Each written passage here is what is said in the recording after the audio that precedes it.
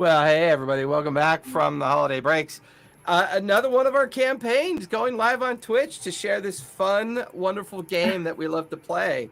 And this is, we earlier today we did the Undermountain Mad Mage adventure earlier today, which was a lot of fun.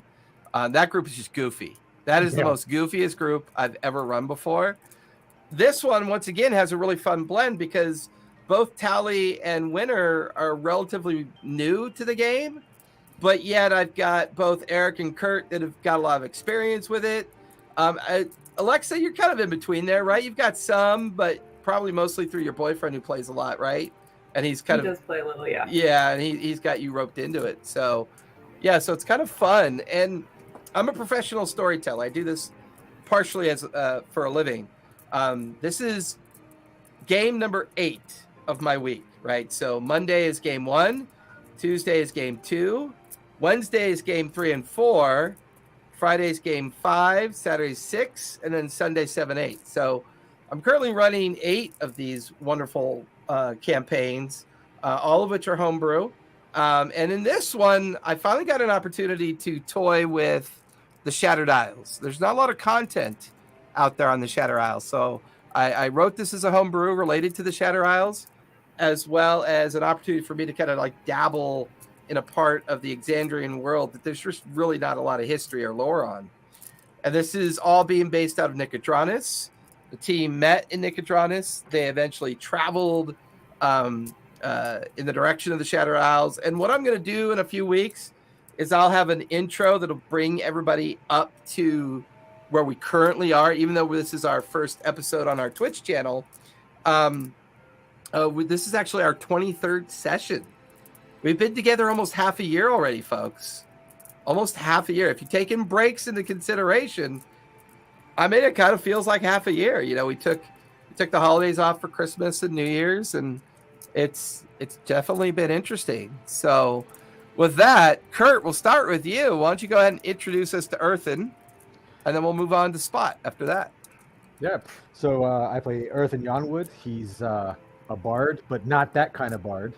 And he'll often remind you. He'll often remind you he's not that kind of bard.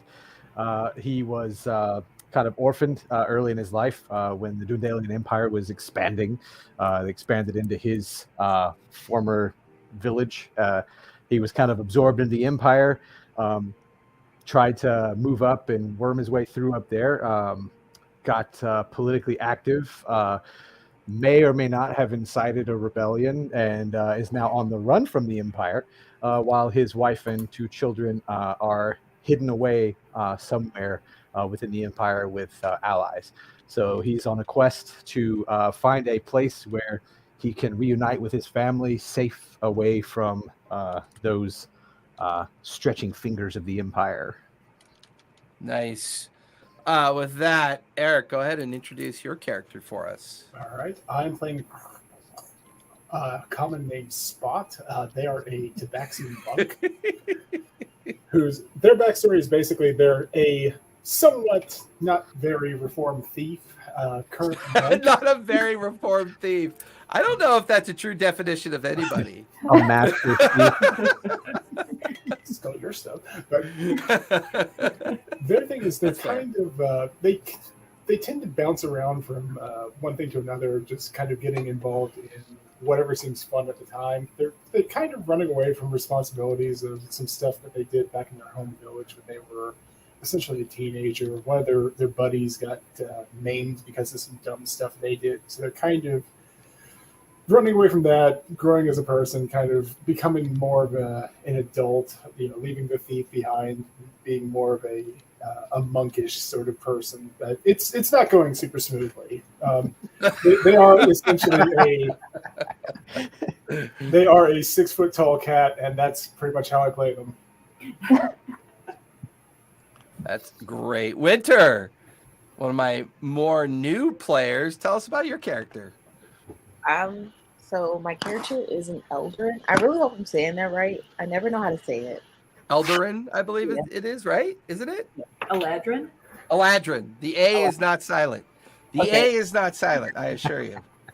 Eladrin. I name it Winterflower, but people say Winter for short. It kind of goes. And I play a arcane archer and the fighter of the group. I don't really know what else to say. I never had to describe the character. You can hit a moving target from 500, she's 600 feet away. Yeah, she's hella death with that new bow that she has conversations with. So Yes. there is that. Alexa, fill us in on Xanath. Yeah, Xanth is a half sea elf cleric. She has blue skin and blue hair. She is a cleric of Helm, who's essentially the god of watchfulness and vigilance. She has a big helmet that talks to her that no one else can hear. And she basically discovered Helm a couple of years before the campaign started and has been sort of questing throughout Wildmount and sort of in communication with Helm was led onto this quest. Awesome. Our resident cleric that's maybe not clericy? I don't know. I mean, kind of clericy, considering that our bard is kind of bardy, not completely bardy. Tally, tell us about Puck. Puck is a gnome ranger. She has a tiger named Punch, which she rides to battle. And she recently got a coin drake named Lunch. So together they're Puck, Punch, and Lunch. And I'm very proud of that.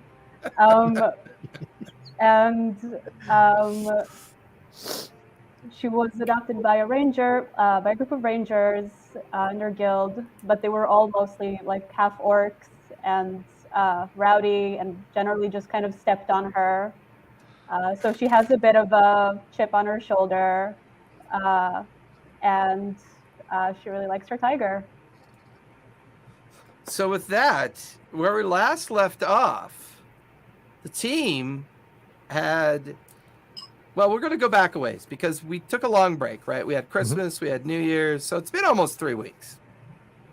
Back up in Gnomeworks, back up in the upper tiers, the upper wards of Gnomework, that is built into this massive cliffside face of this isolated island that seems to have some kind of volcano or volcanic structure near the center of it, which we still haven't quite resolved what that is, but with Puck's natural affinity to tap into whatever this energy or whatever this thing might be, well, that's been a slight distraction.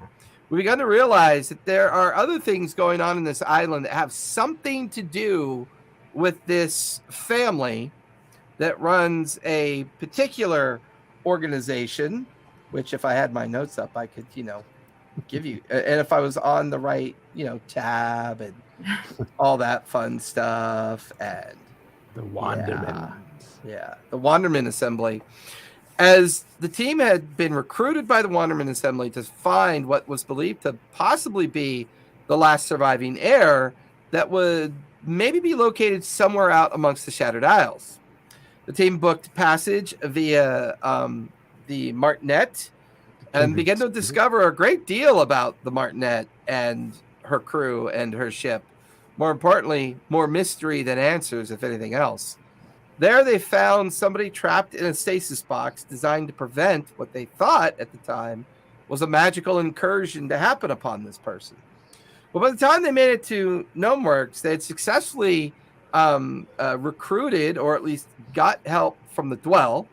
And the Dwell, through Sibo, have some particularly interesting gnome orphans that seem to have either their Dampier in appearance or Dampier in behavior, used the information that the team had shared with them to sneak aboard the Martinet ship, steal Mithras, and bring Mithras back to Sibo's dwelling deep in the Dwells in the base of the cliffs of Gnomeworks. We learned a lot about Mithras, at least we thought we did. Maybe there's more to learn now considering what happened recently.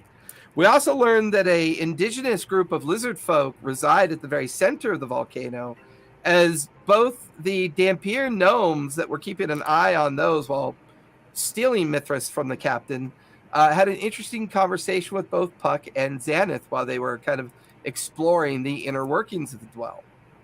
When everybody gathered back at Sebos to try to finally understand Mithras' condition and the understanding of what Mithras might actually be, Mithras was not only freed from the stasis box, but had returned to his previous form. And it turned out that Mithras is a direct descendant of the family of the Wanderman Assembly, or at least that's what he claimed.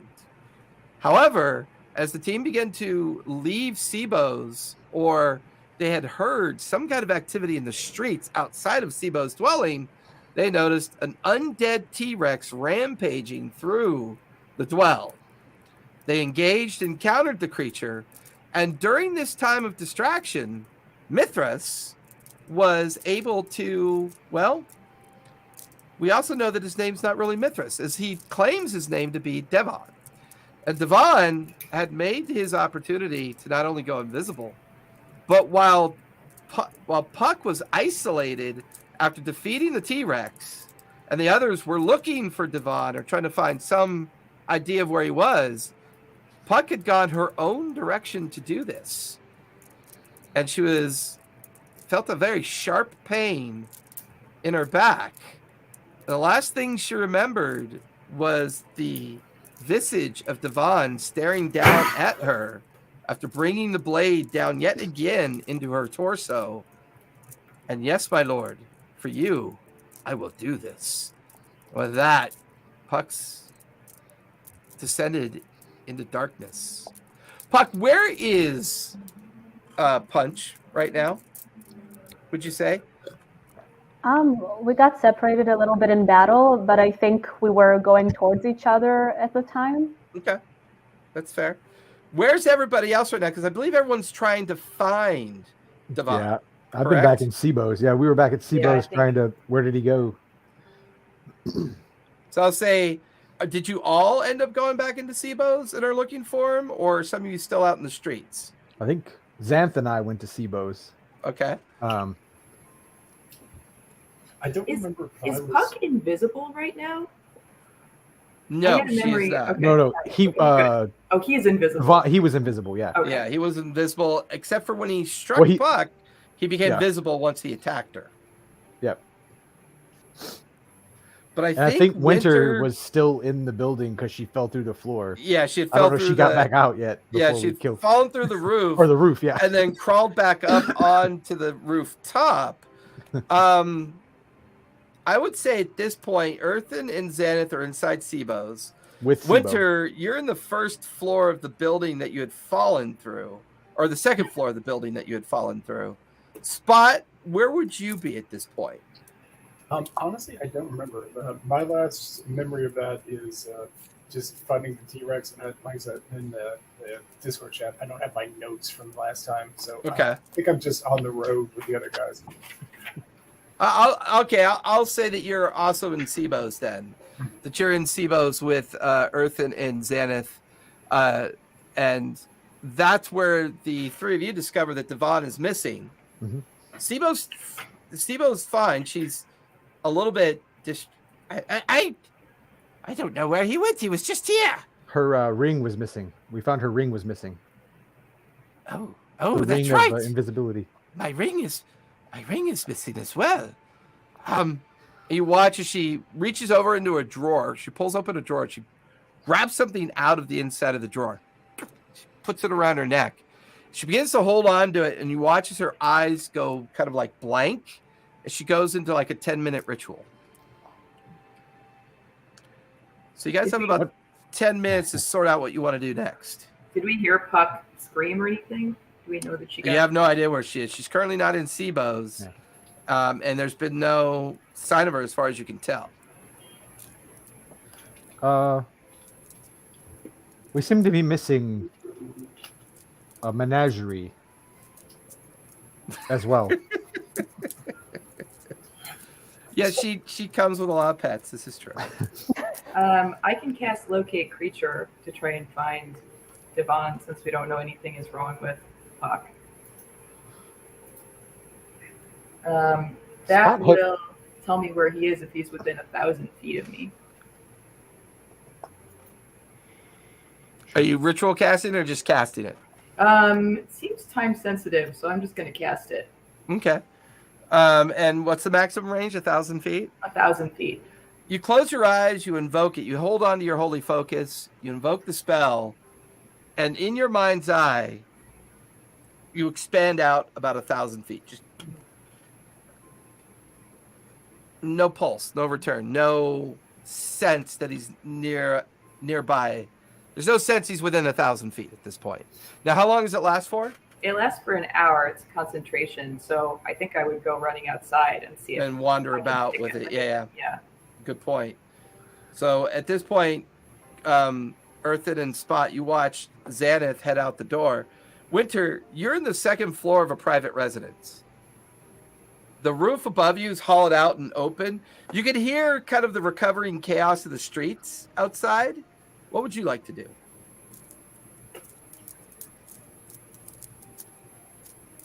You're mute. Can I look around the room? Yeah, give me a perception check as you glance around the room that you're in.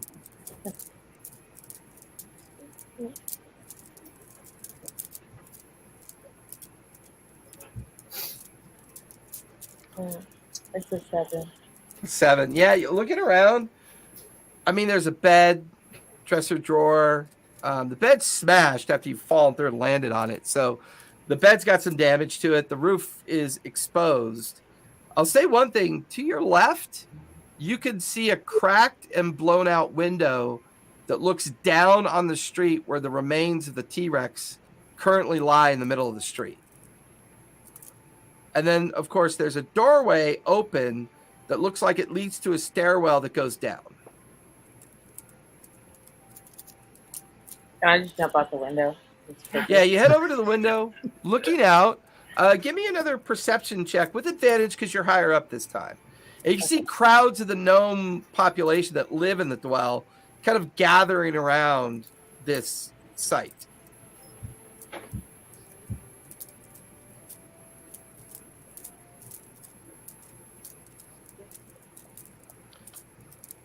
She rolls on her phone.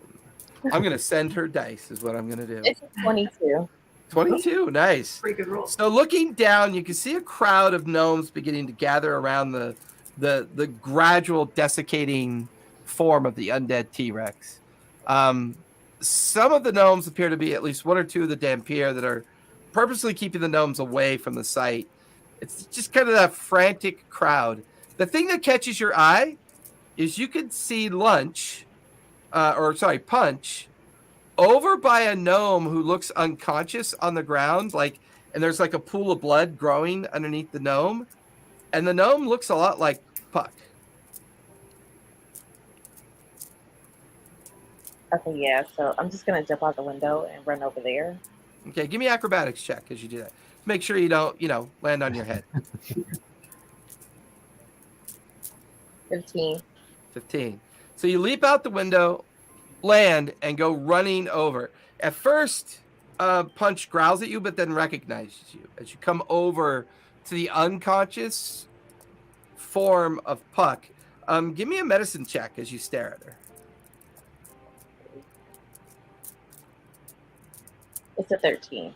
13. She appears to be dead. You can see 2 severe wounds in her torso, one by her rib cage and one lower by her stomach. She is a shade of white, and she is currently not breathing.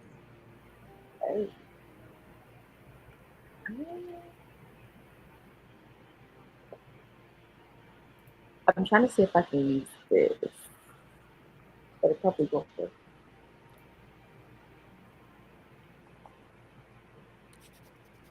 Amani's going to look in that deep bag of inventory. I don't think I have anything. Can I just pick her up and find the others? No, really don't. Can you move her? She's bleeding out. Is there I mean, you kind of reach down. She's ice cold, and she's limp, not breathing. You pick her up. She's relatively light. She's a small person. Punch is just looking at you frantically. Her her large tail and her large cat-like mane swinging back and forth. And you watch as Punch immediately starts running back towards Seabos. I'm just gonna follow Punch. I don't even know what to do. Oh, that's fair. I mean, you've got this lifeless form in your hands, and you begin racing back towards Seabos. Within a few moments, you guys, the three of you in Seabos, watch as she finishes her spell. I am unable to scry on him. I don't know where he is. I tried, but either he could resist it or he... And then the door bursts open. Punch comes racing in. Winter comes racing in. And she is currently holding the lifeless form of Puck in her arms. Can I like look at her and see how long I think she's been dead? Yeah, give me a medicine check as you begin to examine her. Right. Yeah. That's a 13. At least 15 minutes.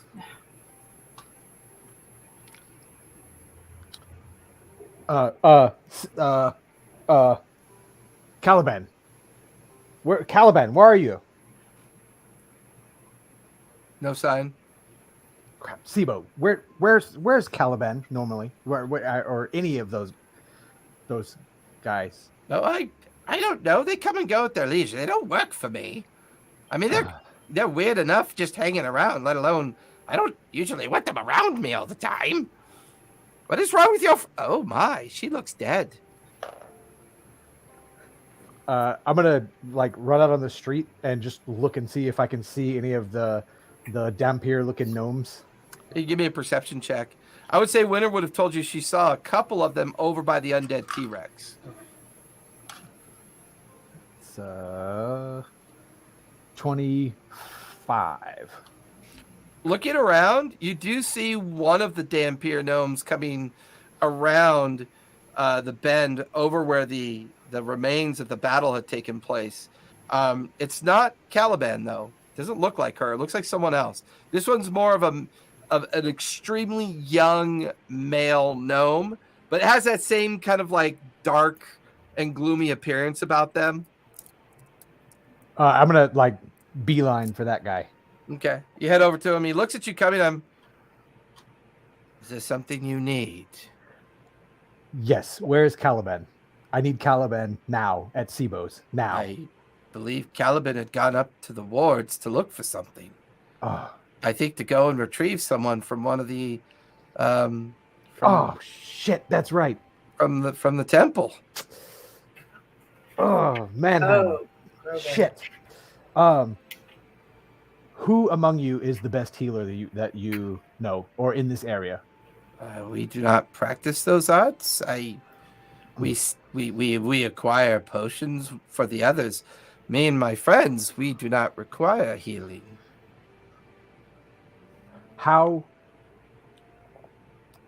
do you become what you are? How do we become Dampier? Yes. Well, the person who decides to take on the immortal life of a Dampier must be a willing person to do it. There's a ritual, and the ritual is done, and then usually through the transfusion of a bite upon the willing creature so that they can't resist the effect. These are strange questions to be asking after what just happened. Is something wrong? A friend of mine was is dead. How did that happen? I don't know. But I've got to save her somehow. I'm not that good of a healer. Well, then take her up to the temple in the wards. I don't know what else to tell you. We don't do... I would not be willing. I mean, Caliban might be willing, but I am not willing to put this curse upon someone without them allowing me to put this curse upon them. We are not Dampier by choice. Can you bring a scroll? Do you have access? Can you steal me a scroll or find us a scroll? Something. I need something to help my friend. I'm not really sure what a scroll would do. I suppose you A could wrap her scroll- up in it. Revivify or something. Revivify should not work. That's been over a minute. I'm back She's- in the house saying I could raise dead tomorrow.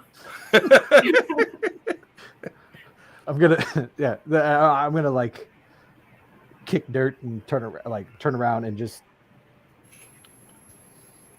in frustration be it like by heading back towards Seabo's, but Just kind of hear Yeah. the Dampier just kind of call after you, but you just kind of keep going back into Seabo's. And there's Spot, Winter, Xaneth, and yourself. Seabo's looking down at the still form of Puck and just kind of shaking her head. And she's doing that kind of like tongue clucking that, older, wise people do from time to time. Like, seems awfully young to die. That's unfortunate. I mean, you could take her up to the temple, couldn't you? They might be able to bring her back. The death is... Well, it's not easy to bring people back. They have to be willing to come back. And even then, sometimes they don't always do. I think I can bring her back. I just don't have the power to do it today. Oh, But I hate to leave her like this. well, And I don't. These are knife wounds. This was not something the T-Rex did. hey. You Stab. watch as she kind of casts a quick spell on Puck. I have preserved her for at least the next 10 days. That should give you some time to resolve the challenges. These wounds, they do not look like they were wounds from battle. can I examine the wounds? Then give me a medicine check as you kind of take a look at the wounds on Puck's like ribs and abdomen area. That's a nat 20 Nice. plus 6, so 26. This is where I tell you it looks like a mortal blade. No. Like you're looking at the wounds. This was a surprise. It's precise. Very thin metals of puncture. As you describe them, I would say that Spot would immediately recognize kind of like the affinity of somebody who used a very sophisticated sneak attack, or at least caught Puck completely by surprise because of his roguish background.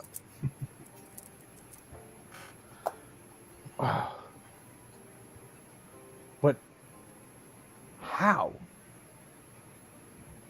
Who? Can I? I'd like to go over and take a look. I have an idea for something that probably won't work, but I care about my other crime friend. I wanted to see if maybe I'd be able to do a little something for her, just with my monk ability that doesn't technically transfer. See if I can give her any of my wholeness of body to, with a little bit of luck from Timora. Okay. I'll go on and hang on. Let me make sure I've got it, and I'll throw him some inspiration. Nope, Okay. maybe not. Yeah, because I mean, you No, guys, I know no, it's been a few weeks since we last played, but But those were we in the haven't fight, rested you know. yet. Yeah. No, yeah, we haven't. That's why I had to go back and look at my notes. Like, nope, no inspiration. So you watch as Spot kind of kneels down, places his hands on Puck, and seems to be going through some kind of ritual. He's trying something, and within a few minutes, Spot, you realize it's just not working. Without her being alive, and whether or not she's still tethered to this plane of existence, you're not entirely sure. Sibo, I thought we couldn't leave. Or are you saying we can? Well, I mean, I would say that circumstances have definitely changed. I mean, obviously, we don't want to expose the dwell to those up in the wards. And if you're caught, I would imagine it could be dangerous. But if your only option is to make your way up to the temple, I don't see where you have any choice.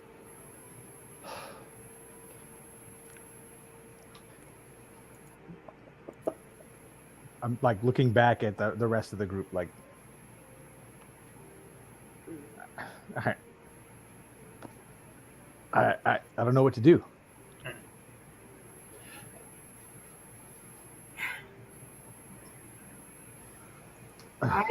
I think this is going to be super gross, but I'd like to cast Speak with Dead on Puck.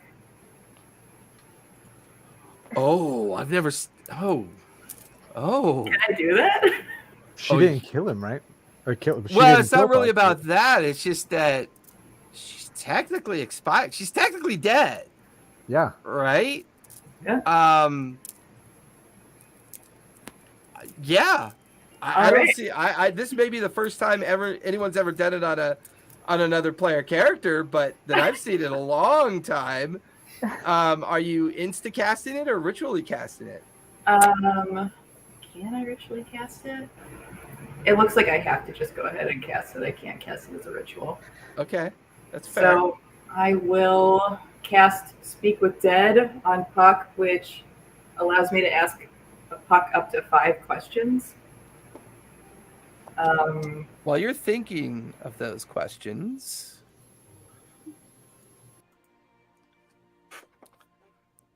Puck, Oh shit! What? you're not entirely sure where you are. Everything around you is dark and it's cold. There's no sign of light or sense that you're particularly connected to anything. Just a vast echo of your mind kind of rebounding out and around you. Every now and then you hear a whisper in the darkness, but you're not sure whose voice it is. The energy and the arcane sense of the world around you is both there and not there. But it's relatively peaceful, it's calm. But then the tether that you have is pulled taut. This feeling of connection stretched to a point of both a feeling to walk forward, but yet an unwillingness to say goodbye to something in your mind that's lost. But as you're battling with the idea of where you are, a great echo of a voice kind of rebounds in your head, just echoing off the internal mind chamber that is this strange condition that you've never experienced before. Are you asleep? Do you even exist? It's strange. You're like, but then within moments, you feel somewhere. You feel animated. You feel like you're amongst something. And there's the distinct smell of sulfur. But not in the bad sense. It's a familiar smell to you. And that's when you notice a lot of volcanic activity around you. You're amongst the shale fields and lava fields of a very active, like lava cavern somewhere. Not really sure where. And in the center of all of this, a darkness and a light, and a kind of like a heavy feeling of loneliness, desperation, anger. This presence, this thing on the edge of your psyche, just tingles of like points of feeling something probing your mind without actually trying to ask you who or what you are. You're a strange one. Usually the ones that die want to be here. Who are you? Why have you come to my cavern? Why have you stood before the Harbinger? Why are you here? Who am I talking to? You are talking to us. You are talking to the center of all that matters. We are the Harbinger. We decide the fate on this island. You have crossed the threshold, child. You are dead. Oh no.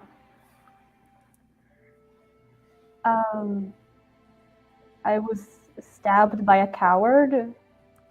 I was trying to find the thing inside the island.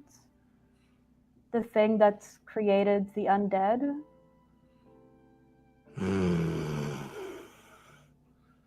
And you hear this like grumble as this face that lacks both skin and structure.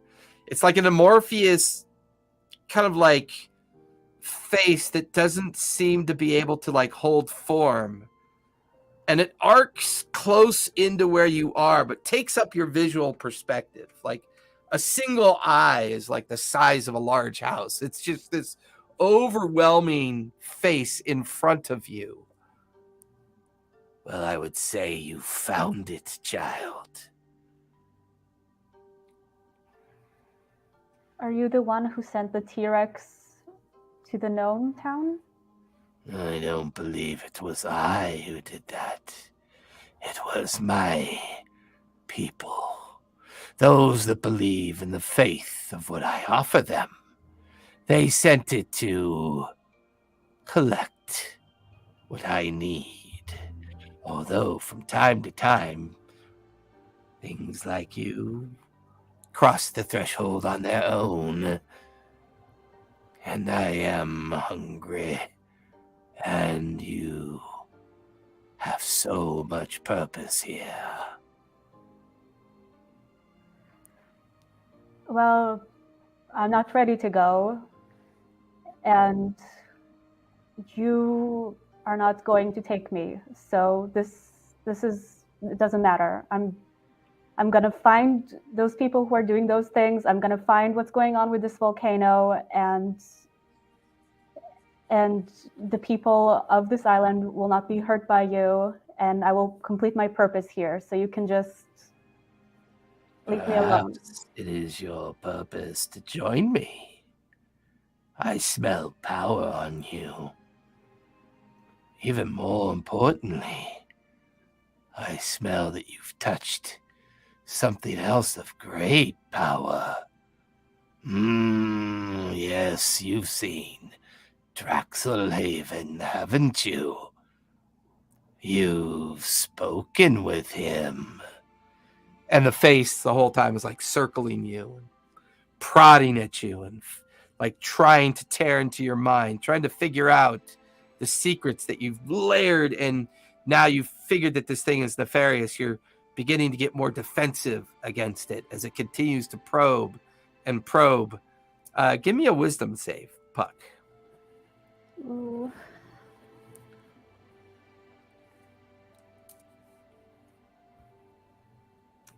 It's a great time to get a 4.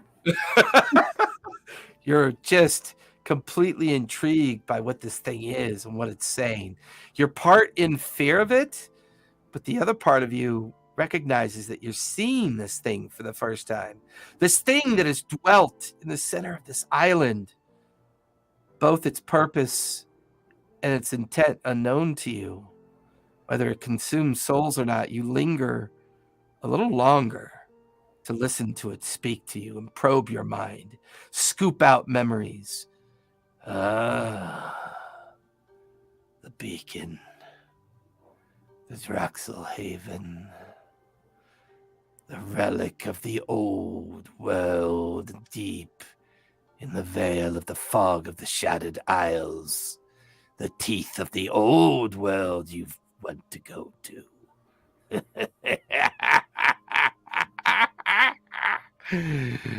Some of us have been there. Some of us have seen the things that lie there. The edge of the veil, the old world, shrouded in the illusion of hope. Cross the threshold, dear girl. Walk into the space. I'll see to it that you live forever. Then you hear a whisper, a voice. It sounds like Xanath.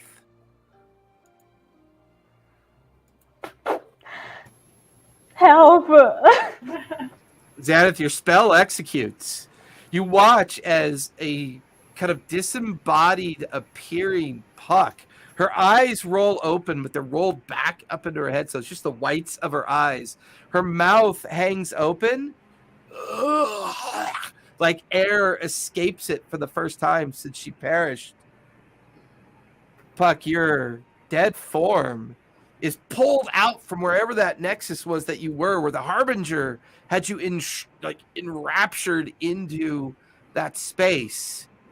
And your undead eyes don't see anything, but you could feel and hear Xanath's words begin to form. Puck, we found you stabbed and lying on the ground in the street. Who stabbed you? Devon, the piece of trash.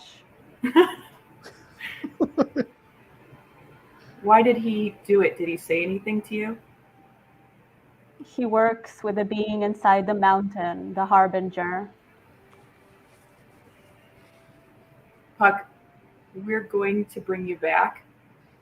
I'm going to bring you back, and we're going to find someone. If something goes wrong, what would you like us to do with Punch and Lunch?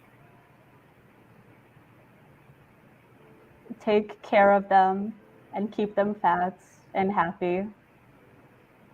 2 more questions.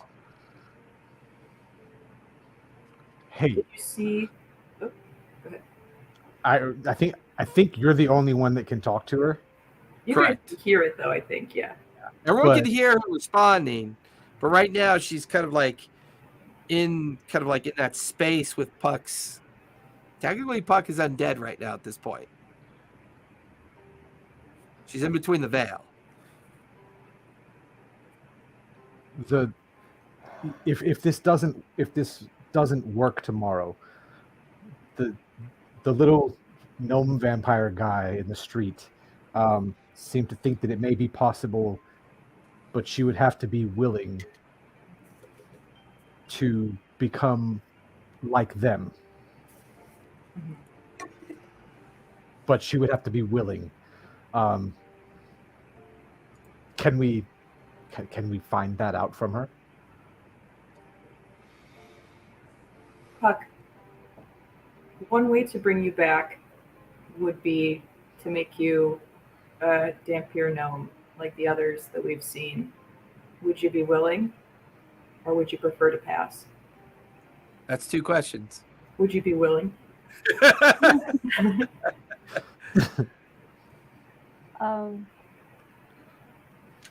I don't know. Fair answer. 1 final question before she goes back into her state. Did you see which way Devon ran? Did I see that? You remember him hovering over you. You remember him speaking to himself and offering ritual to some entity. You believe you saw him run in the direction of the edge of the jungle north of the dwell before you lost consciousness. He was running towards the edge of the jungle north of the dwell. And then you watch as her eyes shut, they roll back, they close, the air leaving her lungs as she goes back into her dead state. I'm gonna walk over to Spot and kind of take him by the scruff and look him in the eyes. We're gonna find a way to get her. We're gonna find a way to get her back. This is quite painful. That's chest hair. I understand you're trying to be dramatic about this at points, but yeah, this is don't do that.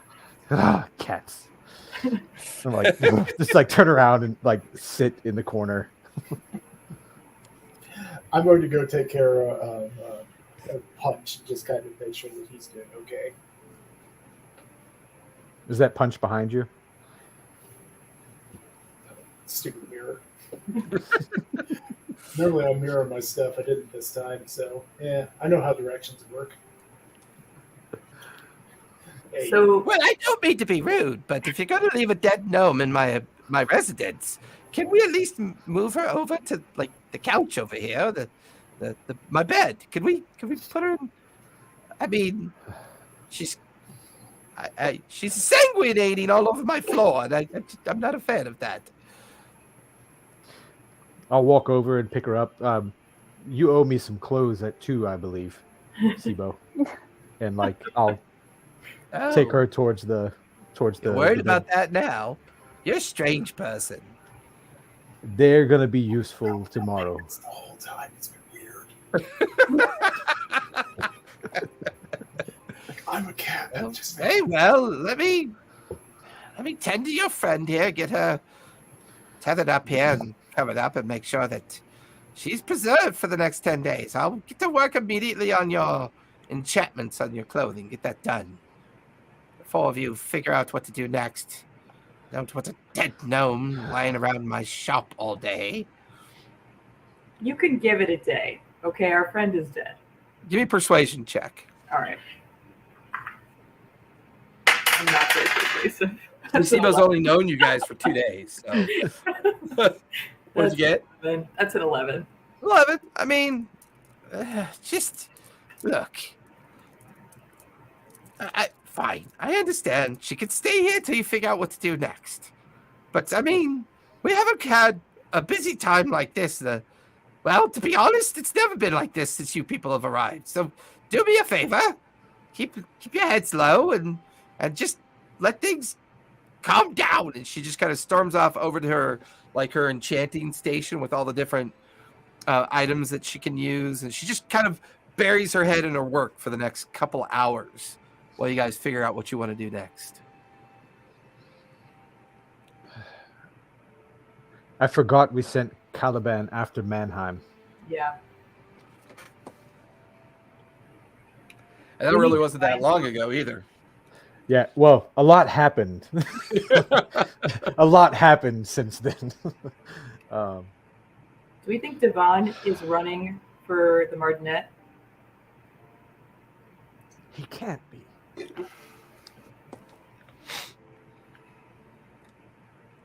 I don't know. It's like everything that he told us was lies, and now I'm not sure. Was he really, was he really lost in time? Is he really still looking for her? He worships the thing in the mountain?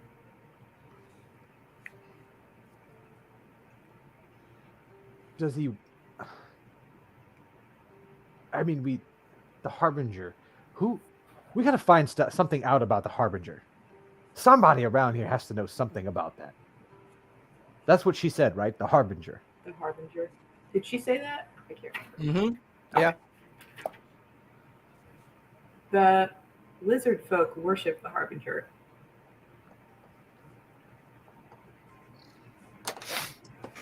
The Dampier know where the lizard folk are, right? Wouldn't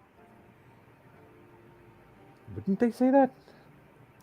As far as you can remember, yeah. I think. I mean, yeah. you Or like you they're not super friendly, but they know where they are. Right. They know that they tend to reside upon themselves near the center of the island. Can I go examine the undead T-Rex and see if I can sort of deduce it? Yeah. You head out the door and go in the direction of the T-Rex. What are the rest of you doing? I'm gonna go out and ask around for if there's any kind of archive or something like that around here, or some kind of place of knowledge. Give me an investigation, Earthen, as you begin to do that. Spot and Winter, what are the two of you doing with your time?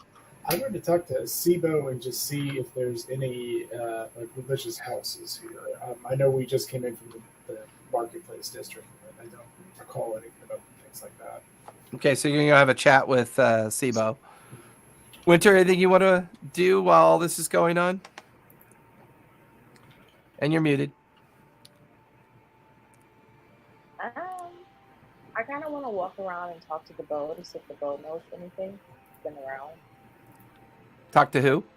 The bow. Oh, interesting. So are you gonna like linger around the dwell and see if the bow picks up on anything? Yeah. Okay. So I'll say you and Xanath head out into the dwell. Xanath is heading over to where the remains of the T-Rex is, and you're beginning to wander the dwell, trying to see if maybe the sentient nature of the bow can help you find or discover something within the dwell. Earthen, what'd you get for investigation? So I used up a lucky point, and both times I rolled a 2. No. So that makes 7 with my modifiers. But yeah, that's why. I mean, hints the face because I was like, really? Yeah, I mean, I burned a lucky point for that.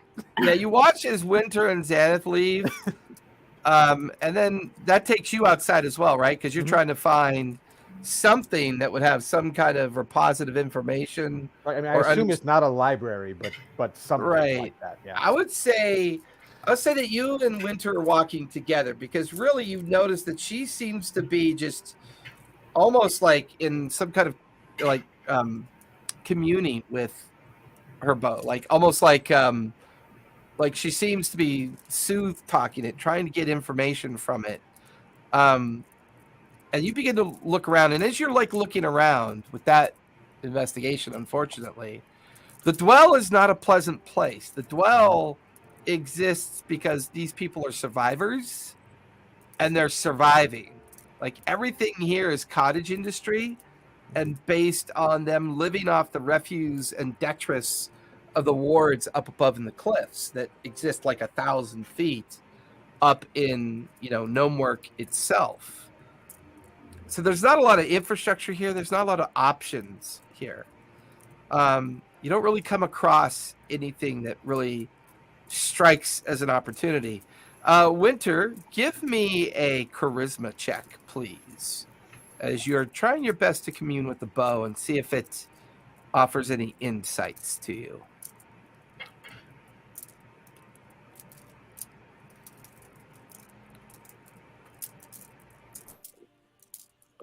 Oh, found it. It's a 16. 16. DC was a 15. That's pretty good. The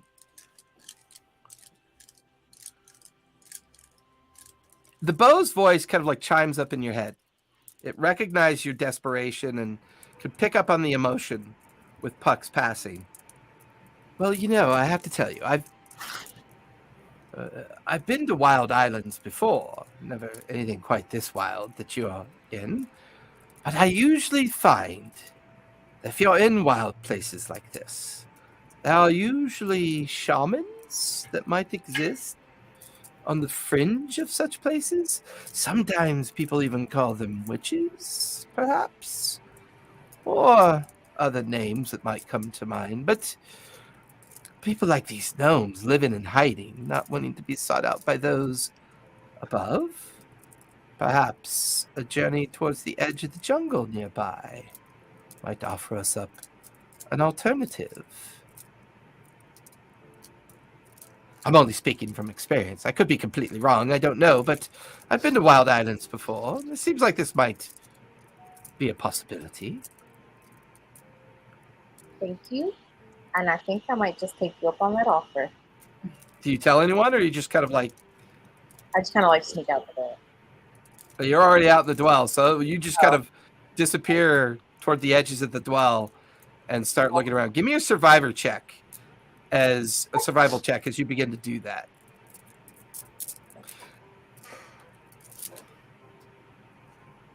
It's a 13. 13, okay. With that, Eartha, you lose track of Winter. You're not really sure where she went. You watch as Xanath is going around the buildings and past the Raven and back around the corner where a collective group of gnomes are now doing whatever they can to take the desiccated remains of this T-Rex apart. There's like a line of wheelbarrows like being filled up with its parts and taken off in the direction of the edge of the jungle and just kind of unceremoniously dumped off. And there seems to be, Xanath, when you get there, there seems to be one particular elderly gnome kind of directing traffic. he's kind of wearing a series of like station and attire that maybe he could be one of the members of the council. You're not really sure, but he definitely seems to be in charge of the cleanup. I'll just walk up to him and say, "Excuse me, can I?" Oh, hello. What? Oh, you and your friends certainly made a mess. Have you seen something like this before? No, only in the interiors of the jungle. Have we ever seen a T-Rex? I've certainly never seen one made of dead parts before. Have you seen other creatures made of dead parts? No, that's a good point. No, I haven't seen that either. Do you mind pausing just for a minute for me to take a quick look at this? I just want to understand if we can find out where it came from. Oh, certainly, I could see her with the harm. Yeah, you lot, take a break. Our friend here wants to examine the corpse of the corpse of the corpse. Sure, certainly, young lady, feel free to do what you have to do. Okay. I think I'm trying to understand basically like where this came from, and I think, yeah, whether I can detect like sort of any traces of magic or if it like flags anything religious for me. You can either give me nature, insight, or religion. I leave it up to you. All right, I'll do insight because that Okay. is much better than nature. Okay, that is a 26. Examining the creature and trying to get an understanding of this thing, and the experience that you just had with Puck, communicating with her in her dead form. This feels uniquely, like, purposely created. The fact that there are like remains on the inside of it, this thing feeds on things and somehow was animated and was able to function. It feels like both a thing of death and a thing of, like, it was a construct. The one thing you do notice with that roll is you notice a lot of markings, like striations and totems attached to the physical body of the undead T-Rex that seem to be of a language you don't recognize. And there's even pictograph work on older parts of the construct itself. The one thing you do pick up on is a lot of the imagery and what you would suspect to be like imagery of creatures or other humanoids. They are all in the shape and they look like lizard folk, like very crudely etched lizard folk pictographs on the body of the corpse with totems of like a string of barracuda teeth, like strung and like, you know, it's almost like somebody took a lot of like magical focuses that at least they thought were magical and kind of did some kind of ritual to this thing. And it's made up of strange runes and writings and pictographs. Like this is the outcome. Like this thing is the outcome of some great ceremony or some great ritual that took place. And I'd also say that's a really high roll, that there's a lot of char or heavily burnt areas on the form that don't seem to be specific to like fire related damage. Like it burnt at a much higher temperature. Does it look like it could have been lava? I mean, do you have any background with lava? Would you know? Not a lot of lava in my backstory. Yeah, so I mean, you're not really sure, but it definitely just looks like high intensity heat had occurred. Okay. Can I look around and see if, because I know Earthen was also heading outside, if I just see him? I mean, he's still standing amongst the streets and pathways of the Dwell. You lose track of Winter, but Earthen just seems very frustrated. Like, just, you don't know if this is something to do with his past, but he is unusually emotional and unusually frustrated about this. Earthen! over here. Try and wave him over. Yeah, you see Xanath over by the remains of the corpse, surrounded by the cumulative amount of gnomes that were in the process of trying to clean it up. I was gonna like look up and acknowledge her and approach. Okay. What have you got? I've been taking a look at this T-Rex. It's covered in totems. I don't recognize the language, but wondered if you did or if you'd be able to read it. Yep. Cast comprehend language. It's definitely in lizard folk. It is a ritualistic ceremony of the collection of the dead. It translates into the idea of catching souls. So this is it's in lizard folk. Lots of S's.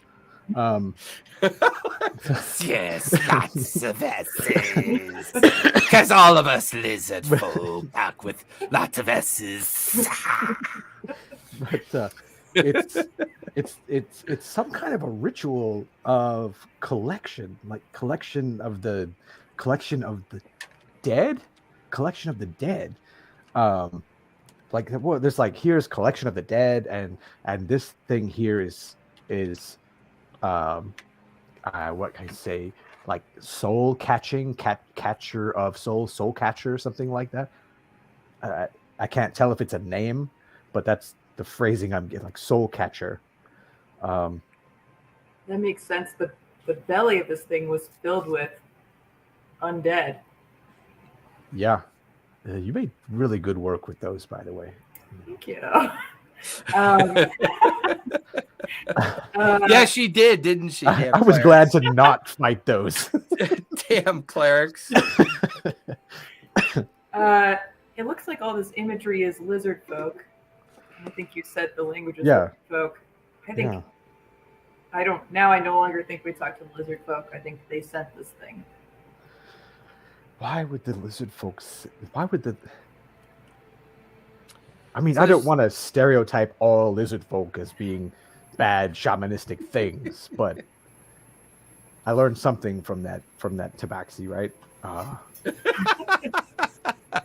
But Somewhere Spot's ears are ringing. but surely, if they were just going to attack us like this, weren't there lizard folk back at the finger? There were a couple that were up in the wards, up above in the No More City proper.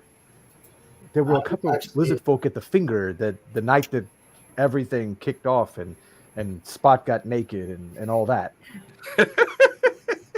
I actually overheard something. Their leader is Scaleback. He was to meet with some of the other guys. If only Spot was there. Oh, right. Oh, Oh, right. I'm not doing things. So I'll say, well, Lizard folk. Earthen, while you and Xanath are having this conversation, Spot, you're still back in Sibo's, and she's currently working on the enchantments for Earthen. She kind of notices you Why aren't you with your friends? What do you want? Are there any houses of worship here? I know there was a few that I was directed to on the surface, but I feel like now is a good time to invoke my luck god. If there's anywhere here that I could give an offering to them. We don't really keep places of worship down here in the Dwell. It's just not what we do here. I mean, I would say, well, what are you trying to accomplish by this? I am an acolyte of Timora. I was trying to get her blessing on this so that we can hopefully get my friend back. Well, I'm not really one for the understanding of the nature of the gods. It's never really interested me that much. That I think on it. Give me a persuasion check, Spot, as you're trying to convince her to just.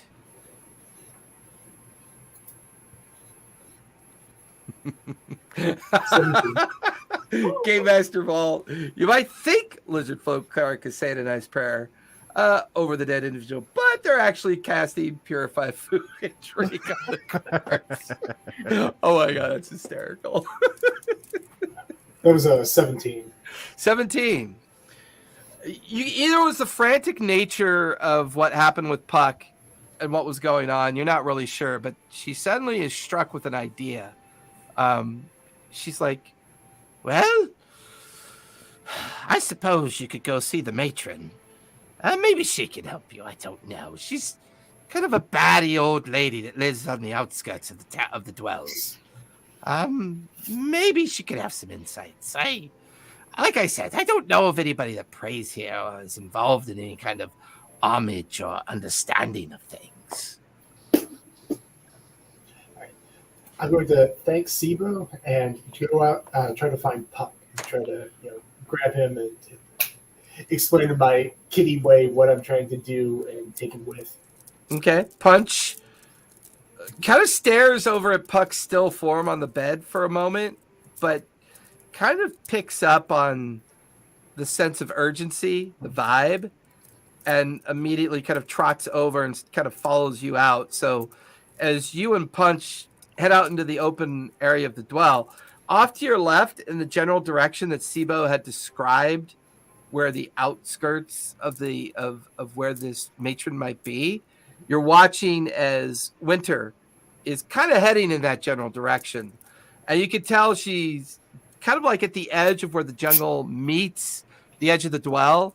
And she like pulls apart some of the foliage and coverage and kind of disappears into it just as you step out into the streets of the dwell. Anything you want to do, Spot? I was just going to head up to the matron's office. All right. Then you head down the street of the dwell and you head in the general direction that Sibo had recommended. I'll say for the sake of brevity, Winter, as you're just kind of looking around the initial edge of the outskirts, you hear Spot kind of come up behind you, and he's got Punch with him as well. I'm still not sure what happened to Lunch, but I'm sure he's around somewhere. You might even got reverted back to a coin. I don't remember what we did with him. Yeah, I think he's in Puck's pocket. Yeah. You and Winter are now at the edge of the dwell. You've gone in about maybe just a couple hundred feet into the dense foliage of the jungle. It's almost like you're in. Have you ever heard that term? Like you're in the city, and then you're suddenly out in the countryside. It feels like that as soon as you step into the kind of like buffered area of the jungle around the dwell. And you, Spot, and Winter with Punch, and you're on the edge. And this feels like the area that maybe Sibo was describing. You don't see anything immediately. Give me either investigation or survival, Spot. All right. And Winter's with you as well. Oh, God. That's a 4. Do you fill her in at all on what you're looking for? Yeah, I kind of give her a brief recap of what I'm trying to do. That I was directed to this matron's abode.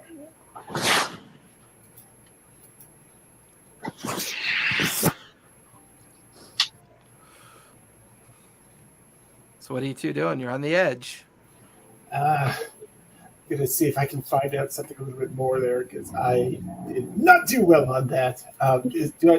Can I do an investigation to see if I notice any other tracks around or anything? Sure, give it a try. Winter, anything you want to do now that you know that he's looking for something called the matron? All right. Slightly better. That's a 7.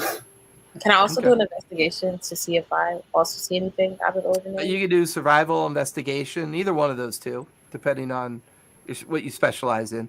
Now you've got the information, you can certainly give it a try. Spot seems like he's trying to find either a trail or something to give him a sense of direction. My survival is 18. 18? Oh, nice. So once you know what Spot's looking for, it's almost as if you look past, you guys have gone a little deeper into the edge of the jungle.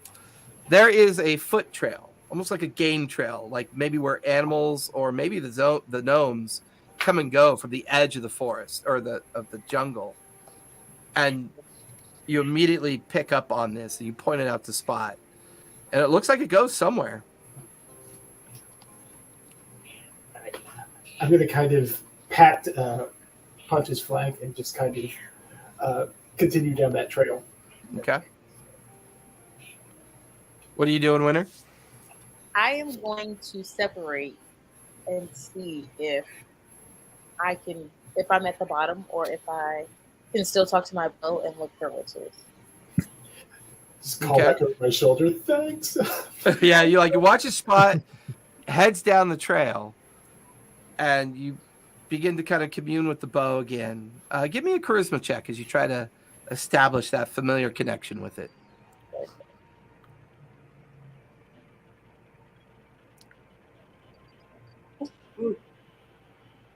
It's a 2. Yeah, I mean, there's no sense of connection. You get the feeling, once again, maybe it's a limited availability of the sentient nature of the bow. Yeah, other than that, you're not really sure what to do at this point. Do you continue just searching, or do you follow Spot? What are your thoughts? Because Spot and Punch went in the direction of that trail. I'm going to continue searching because trouble always finds one of us. So Well, that's fair. Give me either survival or investigation, your choice. I'll do investigation this time. Okay. It's a 12. Okay. As you begin to see if you could find, you begin to search, you get into the foliage, looking and looking. Spot, you're now following the trail alongside Punch. Earth and the Xanath, what are you doing at this point? I'm going to look back at Xanth, and before all of this, when we got here, we were trying to get the council together. We need to meet. We need to meet with the council. What do you want to talk about? What happened here? Was it Caliban who mentioned the lizard folk, and the T-Rex hunts and all that? You know, that there's some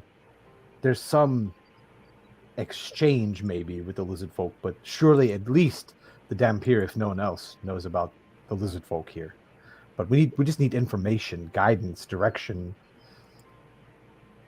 Can I turn back to that older gnome and I don't know if he's been listening in, but just ask him, what have you had relations with the lizard folk before? Relations? Do you mean, do I date them? Have you interacted with them? Oh, well, we've done trade with them before, but it's always been out of necessity. Sometimes the hunting's not quite as good as it could be, and so we trade supplies to them, and they trade supplies to us. We've never particularly either not or have gotten along. We just get along, I guess is what they say. So no reason. So relations have been relatively neutral. Yeah, for the most part. Can we meet with the council?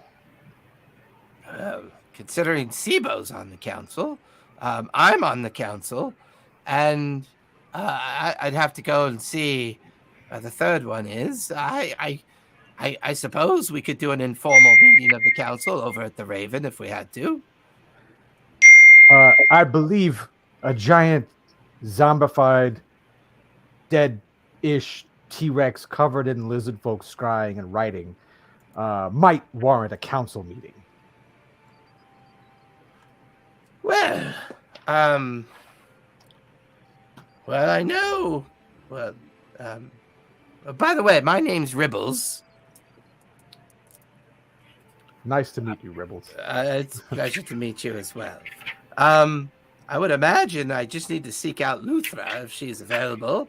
I could grab Sibo as well, and if necessary, we could meet you over at the Raven and discuss this. I'm not really entirely sure what we need to discuss.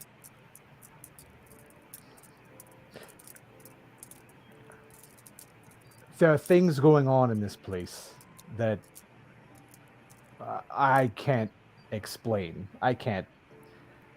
Well, if you can't explain it, why are we having a meeting? Trouble has followed us at every turn. We arrive at this island after that crazy boat adventure with the merfolk and the shark guy, and then we get here, and and the captain who's two people but one person but a statue. We need some direction, and I need an army. Well, I'm sure I can give you direction, like just leave. We don't have an army to give you. If trouble follows you, then clearly you've brought trouble to us. Maybe you should just collect you and your friend here and perhaps prevent all of us from suffering from the same circumstances that you're suffering from. I rolled a natural 20 on his insight. He's a little skeptical of you. They know you're here. Who knows? And it won't I'm take here? and it won't take more than a simple notice of the surface above to come and weed out your people. But that's the last thing I want. But if I have to resort to veiled threats and I don't think that's very veiled. That sounds very specific. If I have to resort to intimidation to get you into action, I will do it. You give me intimidation or persuasion, your call. Persuasion. I got a way better score there. Can I give him the help action? Sure, you can take it with advantage. Okay.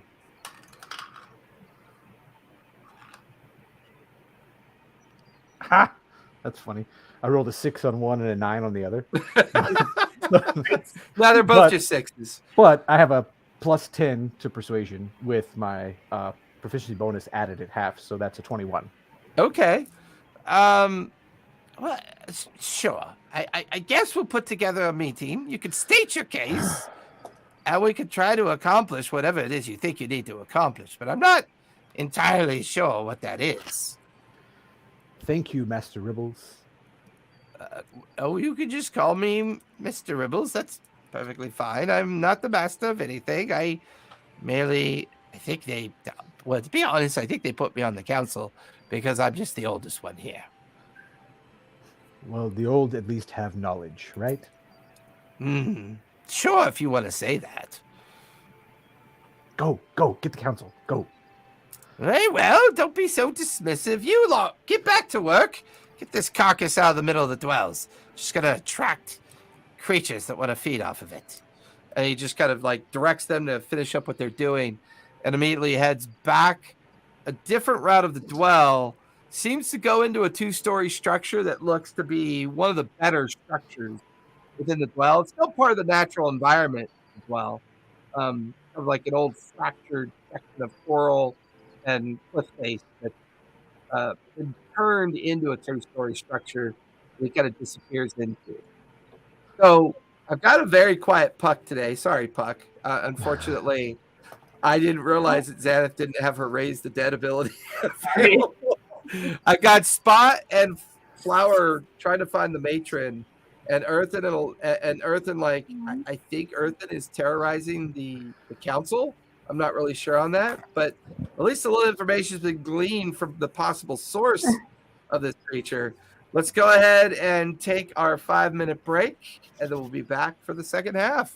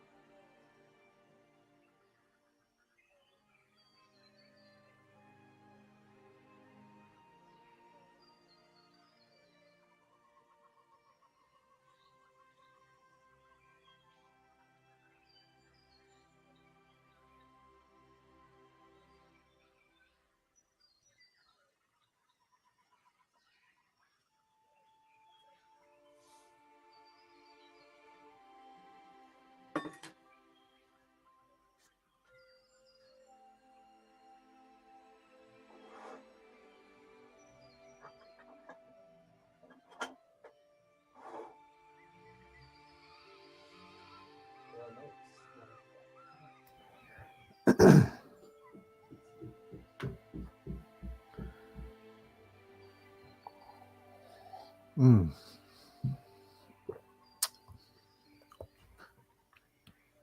I love that. That's a nice little mic there.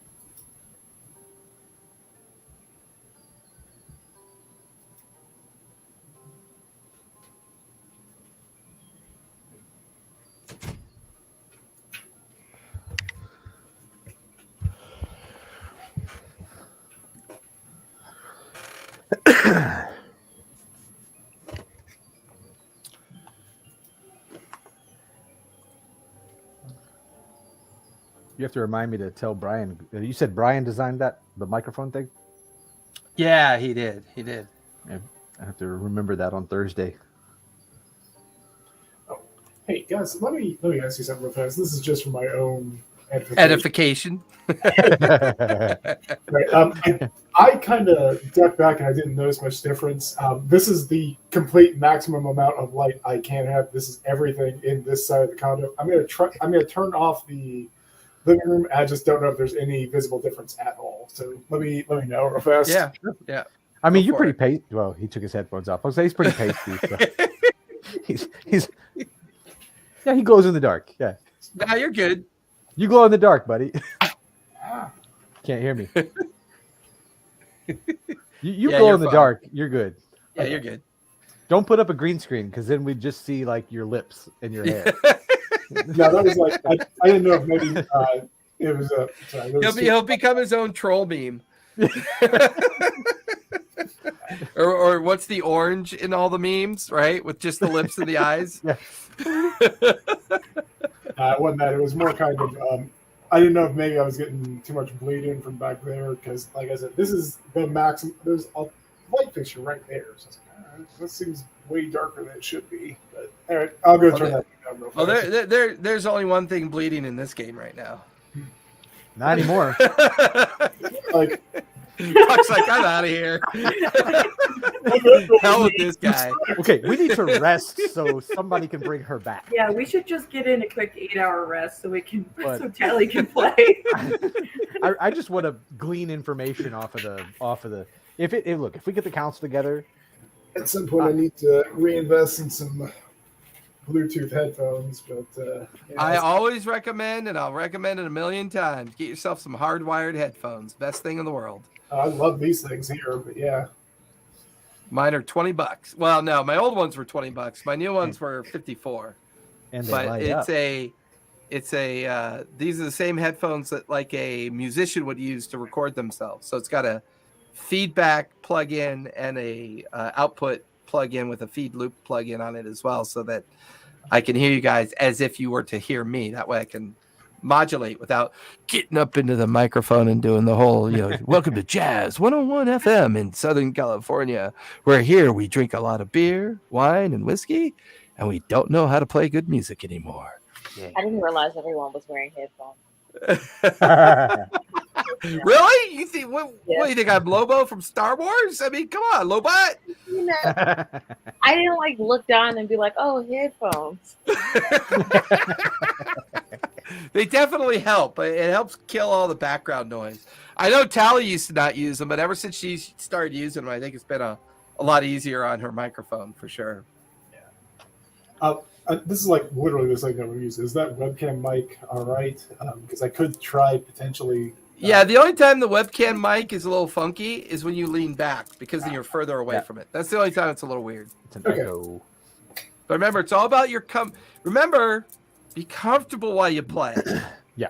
Right? I mean, that's all I care about. I just want you to feel comfortable. No, don't tell him to be comfortable. He's the tabaxi that likes to take his clothes No. off. So- I'm expecting. Clothing optional, man. I'm expecting Spot to move a big piece of furniture in front of his setup, and he's going to curl up on it like a Garfield cat. It's just like, Oh, so you mean the one that was doing that like 10 minutes ago? Lasagna. yeah. Where's my Exactly. lasagna? Where's my lasagna on Gazorpazorp? John, you piece of shit. So, Spot, as much as Winter is trying, you can hear her clomping in the undergrowth off to your right. Meanwhile, this little footfall trail that you kind of take a little bit deeper, 5-10 minutes goes by and you're just trudging along with Punch in the front. And this thing is like taking you deeper into the jungle. You get deeper and deeper until you come to like a tree, like a huge tree. It's covered in vines and moss and lichen. And at the base of this tree is a very tiny door, like maybe a foot tall by a foot wide. There's no other sign of like windows, but there's like a little bit of light leaking out from underneath the door. All right. I'm going to make hard eye contact with Punch and just kind of shrug, then just kind of crouch down as short as my 6'4" tabaxi frame can be, and just kind of just gently knock on the. Yeah, you like gently knock on it. Yeah. Yeah, what can I do for you, mate? Hey, I was told there might be an elder. A jungle tree, not a deciduous tree, damn it, GMV. I'm just saying.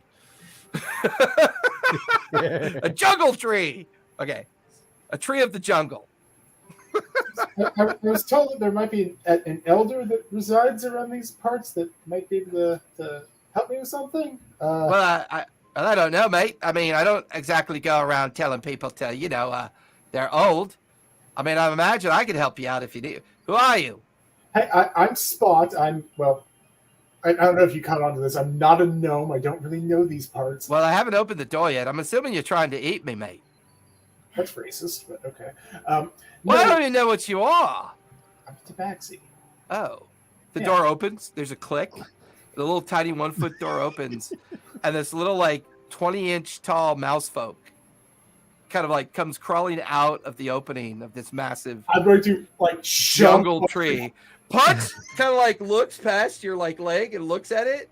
I'm looks going up to at you. shove him in the face as hard as I can without injuring him. Mate, that's a really big tiger you got there. Yeah.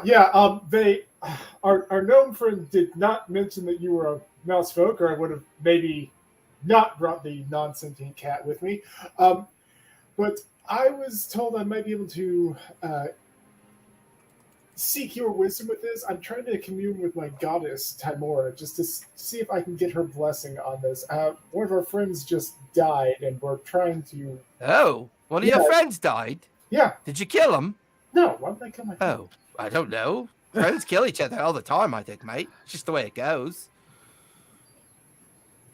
That was a joke. I'm trying to break. Look, I don't know if you noticed the irony here, mate, but I'm a mouse folk. You're a tabaxi. You've got a large tiger with you.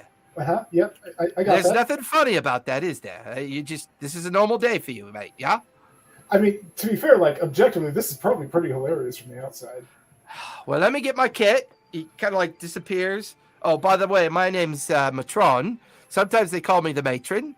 Oh, okay. It just kind of depends on who's looking for me.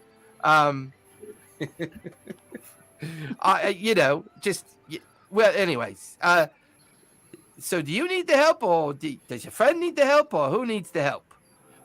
Well, she's dead now, so I was hoping. Oh, would you like me to like do the burial rites then? Dig a ditch and we just toss her in? No, we're trying to maybe get her up to the temple to see if we could do something. Oh, you think she wants to come back then, mate? She doesn't want to be dead no more. The dead don't always want to come back. Sometimes they're okay with being dead. One of my other buds was able to speak with her for a minute. This is more just I'm an. Oh, well, then you already have a cleric. Everything should be fine, mate. Like, there's no reason to worry about it. I'm an acolyte of Timora. I've not had a chance to speak to my goddess for quite a long time. I would really like to see if, maybe she got the offering I gave her 3 days ago, and given all the stupid bullshit. Yeah, but I gotta be honest with you, mate. I'm assuming this Timora is like a relative.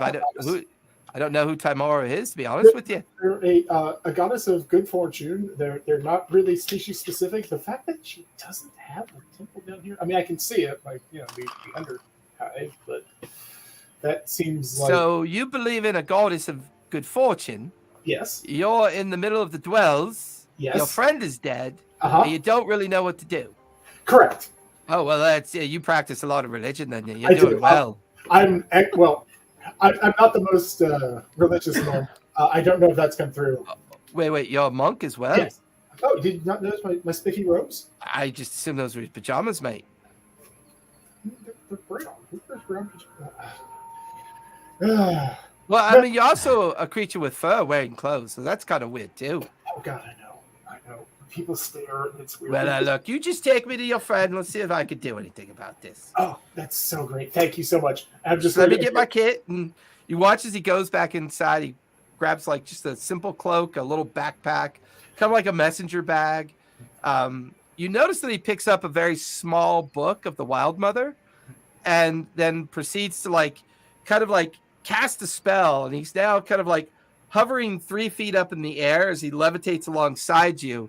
It's not like I don't trust your tiger, mate, but it keeps looking at me like I'm lamb chops, and it's got me a little bit nervous. So I'm going to be up here, No, I get it. Oh, okay. I'm going to kind of lean down to Punch and just kind of scrunch his face up like he's a normal house cat. It's like, friend, not food. Friend, not food. Don't eat. Punch licks your face and then longingly looks at the mouse folk floating in the air. All right. So I'm going to head back the way we came. Okay. Winter, give me a perception check as you continue to tromp and look through the jungle.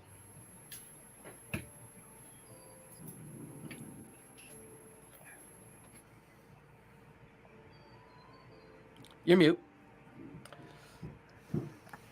It's a 15. 15? Yes. At some point, you see the strangest thing. There's Punch staring up at something, and there's Spot talking to something that's floating about 2 or 3 feet up in the air, as they seem to be leading this mousefolk individual back in the direction that they had come from. They make just enough noise for you to kind of pick up on them. You're like looking through the undergrowth of the foliage to see them walk on by, and you kind of looking. You can hear the mousefolk talk. Well, I cater to the wild mother. I believe in her. So maybe there's something I could do. I could certainly examine your dead friend and see if they, look, mate, not everybody wants to come back. I'm just warning you. It's not perfect magic. Sometimes they want to stay there. I get that. I do. But like I said, mainly an explanatory word. You said the wild mother. Man. She's not one of the deities I routinely worship, but unbuds like. So to be fair, you jump in between different deities then. Sometimes it's Timor and sometimes it's something else. I'm a kidding, what kind of worshiper are you? You sound a little sketch, mate. We're henotheistic. We have multiple gods. Is this a foreign concept here? Well, I mean, I don't know. I mean, I spend a lot of time reading up on the Wild Mother and, take my time to learn her studies and worship her as best I can. I just not really. You know what? You just take me to her. You seem like a strange person, but not in a bad way. You've got some energy about you, mate. Just some strange energy. And this whole conversation goes right by you, Winter, as they're kind of walking back up that footpath in the direction of the dwell. Anything you want to do? He's talking to a floating mouse. I thought I was the weird one with the bow. Right. I think I'm going to try the connection with the bow one more. All right, give me a charisma check.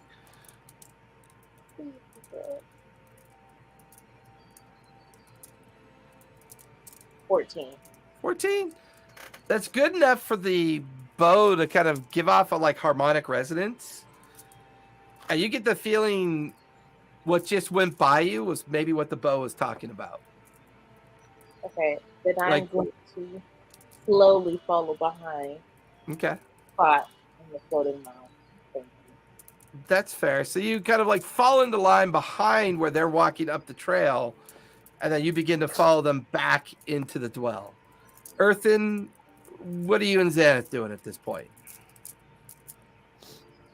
Well, I just might have kind of threatened the councilman into gathering the council. There's no might, but sure. Hey, look, there's. I'm going to look at Xanth and say, there's a lot going on here, but I don't even know where to begin. We need to get Puck back. Number one. But Harbinger, then, remember back when we were on the surface, they talked about how, when we got down here, they talked about how these guys were the cast-offs and the used up of the gnomes. I can't get that out of my head either. I can't get that out of my mind either. But the Harbinger's a pretty serious name. What's his face, who nearly killed me and others on the surface? We gotta deal with him. We've got the Harbinger. We need an army. We can't do that alone. There's no way we can do that alone. But there are some pretty powerful people down here. I wonder if there are people up on the surface who can help us. The people here are old, very, very old, or very, very young. And the Dampiers seem powerful, but they're undead. And the thing that we just fought was undead. But the guy said a ritual. I talked to one of the Dampier. It wasn't Caliban. I was looking for Caliban. I forgot we sent her up to the top. But he said there's a ritual. They have to perform a ritual, and they have to be willing participants. They have to be willing to become Dampier. It's not at least this group wants whoever is going to become a Dampier to be willing. I don't know. There's an undercurrent of inequality here that God love it. I can't get it. God's love it. I can't get it out of my system. I have to stop it. and the copper makers, they're talking about the copper makers use up these gnomes, cast them aside. The copper makers' names were on all the residuum boxes and all that stuff that we picked up on the other ships. They have their tendrils deep into this somehow. And if for some in some way the copper makers are aware of whatever is at the center of this island that spooked Puck when we first got here, if they're aware of that, if they're in league with that, I think that is something more serious than whatever's going on, small petty fights on this little island. I don't know. There's too much to wrap my head around right now. And on top of that, one more piece, which is when the Dampier grabbed Devon from the ship, the people on the ship were doing a ritual as well. Oh crap. They were. I think priorities have to be, we got to get Puck back. I have to go to sleep. And we need more information because we're just stabbing in the dark right now. And as the two of you are having this conversation, off the edge of the jungle stretch of the Dwell, over between where the Raven and Sebos is, you watch as Punch comes out of the undergrowth, followed by Spot with a strange-looking small mouse floating alongside of him, and then Winter right behind Spot. Is that a mouse? Hey. I'm going to quote Spot here. That's racist. Hi, this is our new friend. This is Matron. He's a mouse folk. Hello. How you doing? Good to meet ya. Apparently a Cockney mouse folk. Cockney? Is that a way? That sounds rude. Is that a rude word? No, it's just describing your accent. I'm nodding. Oh, I have an accent. The other one's with an accent. I think you're crazy. What about him? Can he thinks he might be able? I was directed to speak to him. He might be able to do something for Puck. Wait, he is the matron? Yes, his name is Matron. Oh, okay. Yeah, I know. Okay. Again, I'm the one without a gender. You would think that I would make assumptions, but woe is me. It's language, man. Hey, Yeah. okay. Call it stupid, man. I don't know why you guys speak it.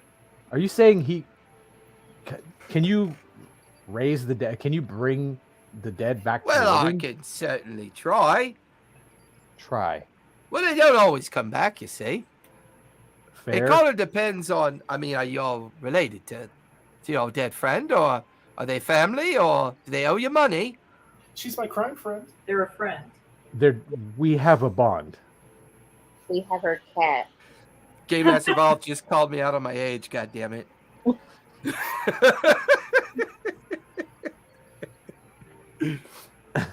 So it doesn't owe you money. Oh, well, somebody went away. That happens a lot with him. He just kind of disappears. We just lost him. Yeah.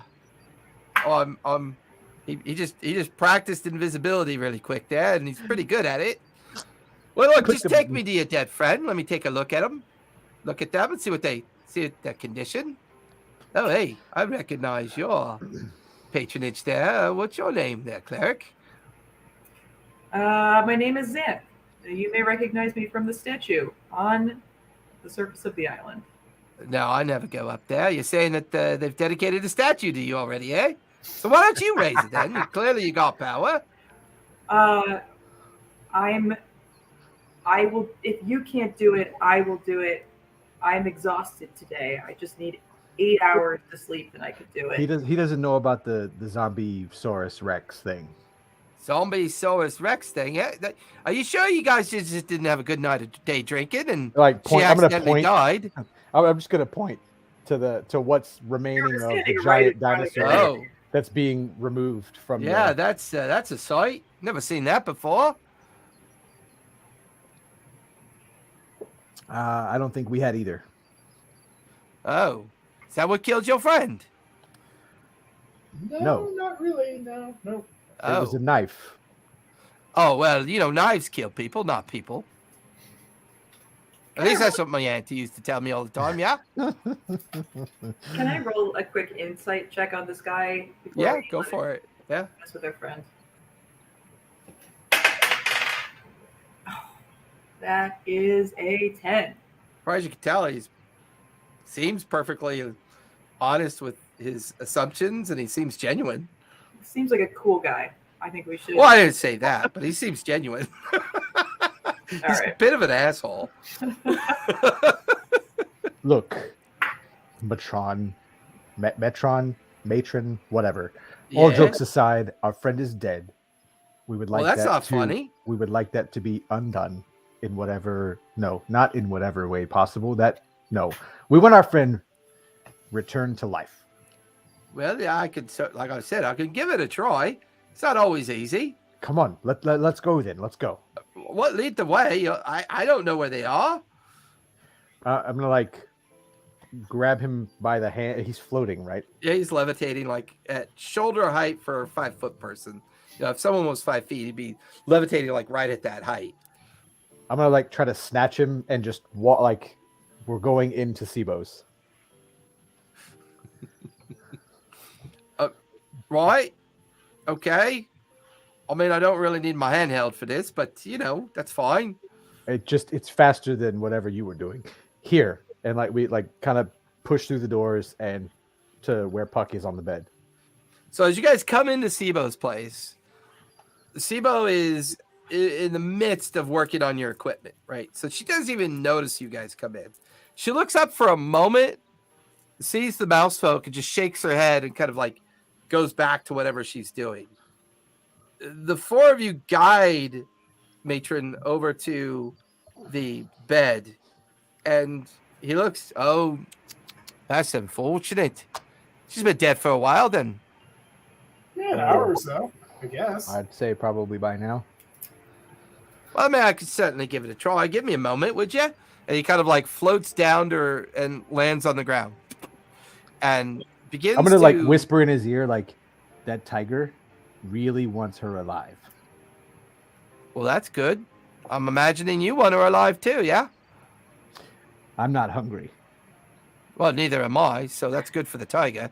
And he puts his hands on the forehead of Puck's head and just starts murmuring something to himself. He's almost going through a ritual. Puck, you hear voices. You hear whispers. You've been avoiding that darkness, and you've been looking for a way back. And you can hear Earthen's voice, you can hear Spot, you can hear Winter, you can hear Xanath, these echoes of conversation kind of.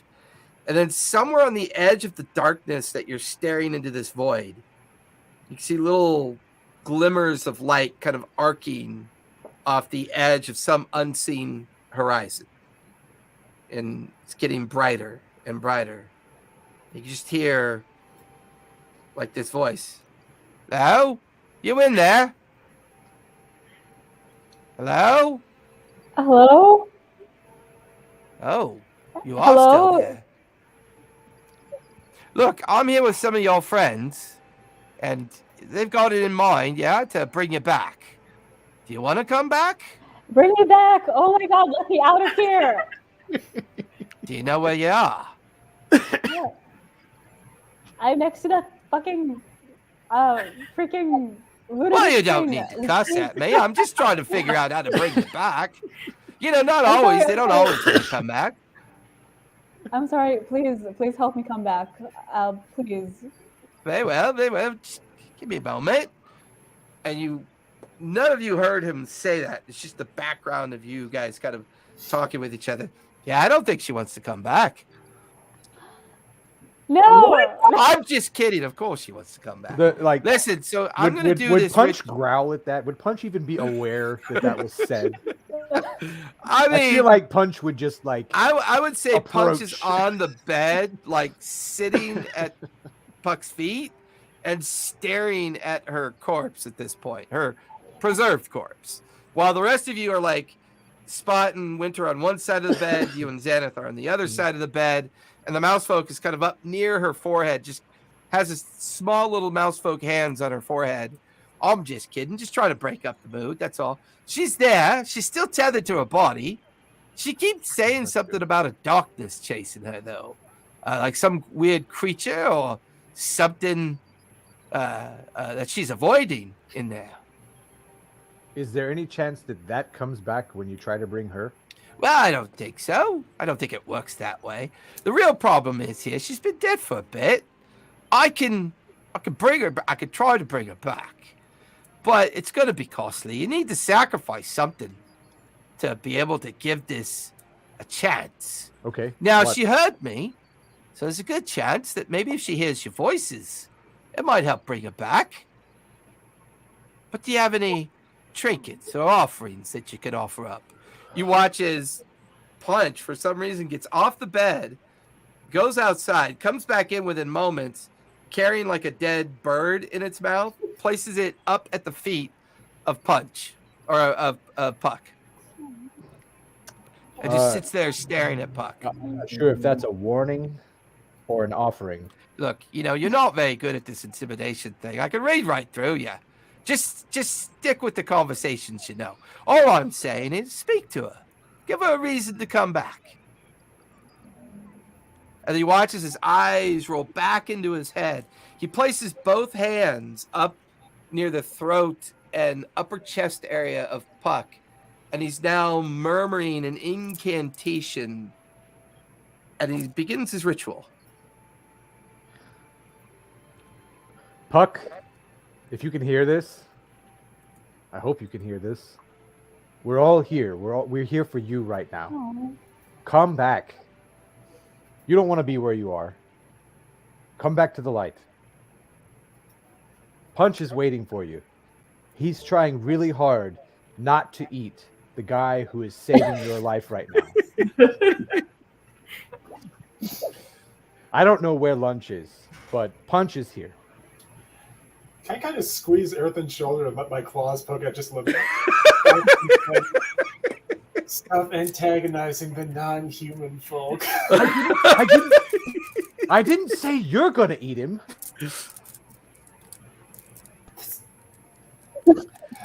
You still have people to murder. Come back. You still have locks to break. You still have doors to kick in, shot glasses to throw at other unknown bar fight participants. There's so much more for you here. Come back. So, Puck, while I have Earthen get ready to roll this D20, go ahead and remove yourself from the stream and reset your camera. Remember how after like almost 2 hours, your camera starts eating up your bandwidth? On our side, you're looking kind of blurry. Remember how we used to do that? Go ahead and jump out, reconnect, and do all that while.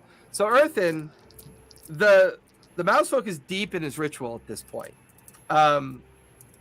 He chants Mickey Mouse. As he's deep in this ritual, go ahead and give me a D20. Mm-hmm. That's an 8. An 8? Yeah. What a great start. Nope. I mean, I have modifiers if you give that.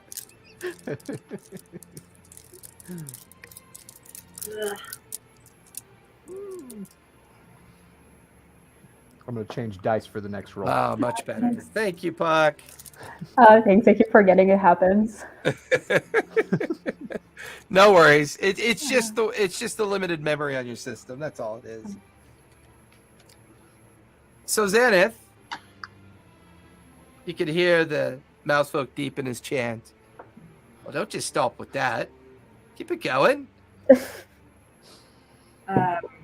hard to persuade the dead. Damn it. I would like to. Can I lucky that roll? Yeah, okay. I'll let you lucky that roll. Okay. But how would that lucky be displayed? Like, what would you offer to give that lucky an opportunity to help you? No. Wait a minute. Puck, you're a ranger.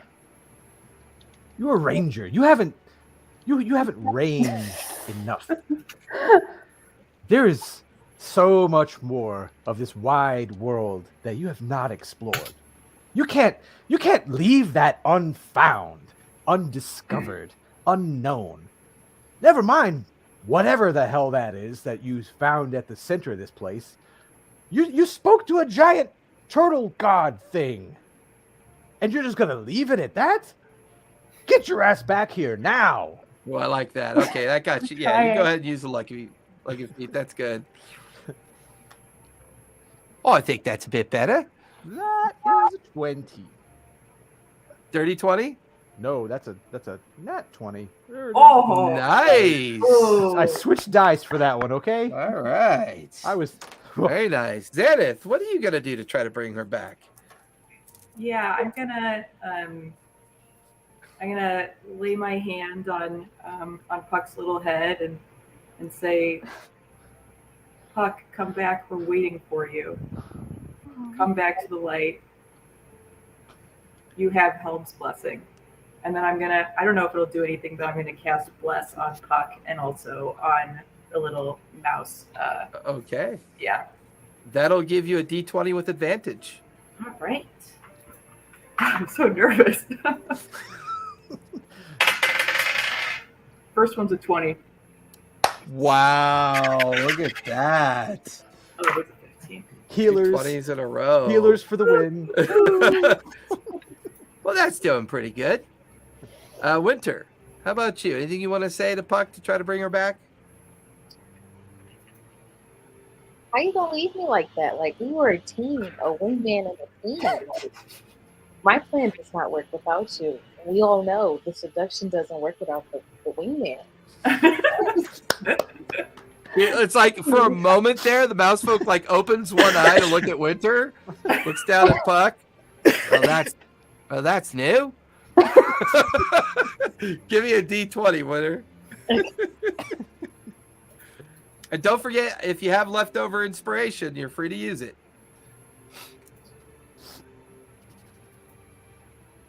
That's just good. I'm all out of inspirations. I think I have one. Yeah, so roll a D20 and a D6 and add the numbers together to see what you get. So the D20 was. It should be in the bottom left-hand corner of the app. We're going to start a GoFundMe for Winter and send her dice. I actually have dice. I just haven't been to my P.O. box. Well, get the dice. I want to hear them. I love it when Alexa rolls hers. Because she unbags them all. And I know, right? I have such a good table for it. What'd you get? It's a 10 altogether. Okay. Well, because I'm moving, so I don't use my mailbox anymore. Oh, that's true. That's true. Spot, you're the last one to go. All right, I'm just going to kind of go right up to kind of the foot of the beer. It's like, Crime Friend, we have so many more misadventures. Come on, do it. So much more crime. There's so many critters you haven't adopted. Oh, that's yeah. I'm I don't know gonna how look to at feel him. about that. Yeah, says go ahead that, and give me a I'm gonna glare at D20 him. Spot. See how it goes. D20, give me a second. Should have prepped that, but I didn't. 14. All right. Not bad.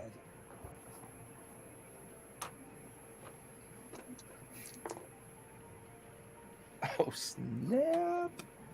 Okay. I don't know if that's a good snap or a bad snap. Yeah, it's like these raise the dead opportunities or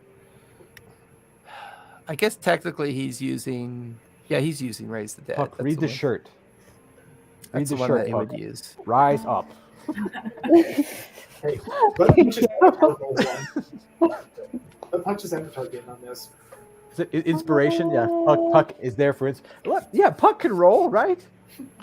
I mean, Punch can roll, right? Yeah, sorry, Punch. Moving back to like the first couple of sessions there.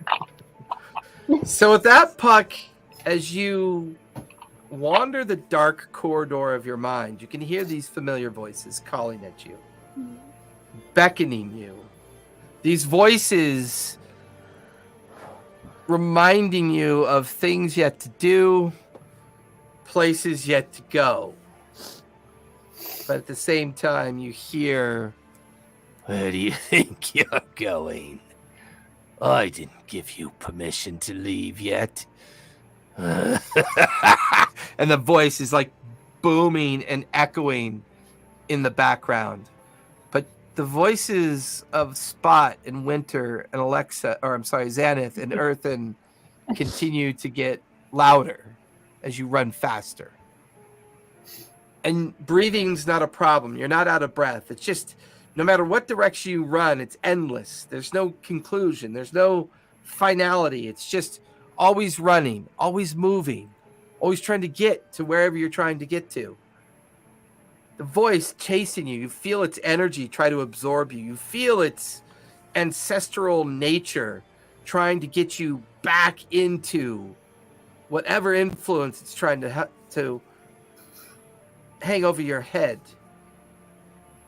Always at the edge of your sprint, you're running and you're running. The four of you watch as the mousefolk takes his hand off the forehead and chest of Puck.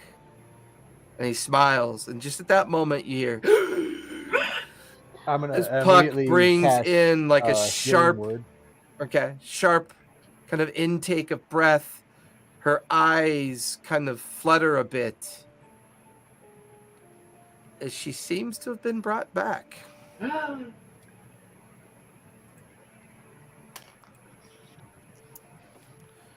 Puck, your eyes focus. Your limbs feel like dead weight. Puck, you have 4 levels of exhaustion.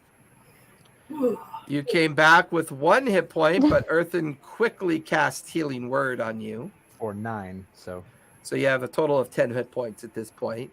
And there's a very wet sensation on your face as Punch is now licking your face furiously. Oh, my baby. Oh there, mate. She just come back. Don't be licking the skin off her face. And he goes to kind of like move the Punch out of the way. And then Punch gives him a glare. You know what? You go right ahead. You do what you got to do. Well, good luck all. Done what I came to do. Maybe be a little bit more safer, yeah? And he kind of like jumps off the edge of the bed. You hear his little feet. The door opens. Closes. Thank you. As he leaves. I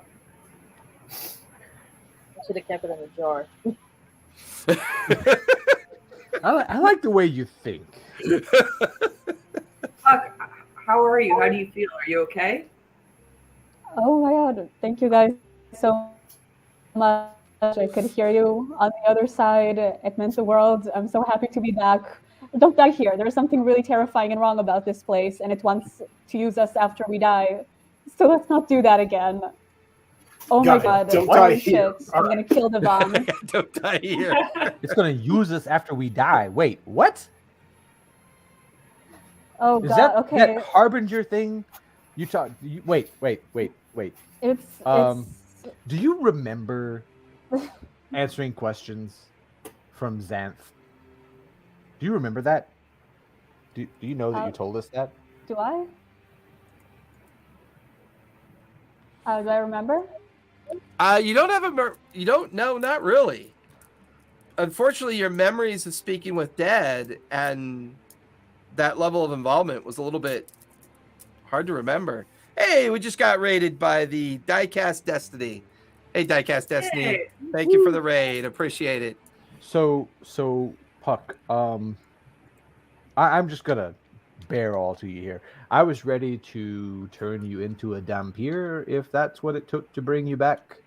Not because I wanted you to be a Dhampir, but because I wanted you to be alive still. I appreciate that. And I don't know if that would have been better than being dead, but something with the dead and the undead on this island is very, very, very wrong and progressing in a bad way. What did you see when you died? Before I died, I was finally able to tap into whatever it is that's inside the volcano, and I saw an army of undead waiting, and they were constructing more abominations like the T-Rex thing. They were taking a bunch of monkeys and turning them into one gross ape. There were... I told you we need an army. You were right. There were obelisks made of magma, I think maybe 6 or 8 of them. And there was this thing, this purple tendrils, and just taking pieces of dead animals and creating zombies. And they wanted to tear down shit. And I saw its face. It was gross. It was so gross. And the internet demons arrived. Yeah, disgusting. Oh, maybe that's just what 4 points of exhaustion does. Not again. So wait, can you describe this face? Because remember, Mannheim, the little goblin guy you talked to, they had a thing with faces, right? Like what? Normally would tear the skin off their faces or whatever. Skinless. That's him. That's the gross ass giant skinless thing. And when I died, it was talking to me. It was trying to get me to do something, and it knew that I spoke with Draxelhaven, the turtle, and it wanted something to do with it. And there was something behind the veil, just monsters, so many monsters, something so dark, and he wanted to bring it back, I think. I don't know, but he is, whatever it is that they're doing, there are so many of them. There were the large ones, I think, that were creating the monsters, and then there's him. And I don't know how to make sense of it, but they are there. And he called himself or themselves Avenger. And they are so fucking evil. And Devon was talking to him. Devon was talking directly to him before he stabbed me. Devon was talking to the talking to him? Gonna kill him. Them? They? It? He was talking to the Harbinger. He was talking to it. He's been playing us. Shit. We've got to find him. And oh my rest. god, I'm so tired. Yeah, she's like, she's on one little elbow telling this whole story. She slumps back on the pillow. Just Where's Matron? I'm gonna look at Errand and just be like, "Oh, I get it. You know, the cosmic evil deity. You can gender that thing correctly." But no. Hey, I'm learning, man. No, Spot I'm is learning. casting more shade than a forest. Did you hear me at least about Matron? You heard that at least.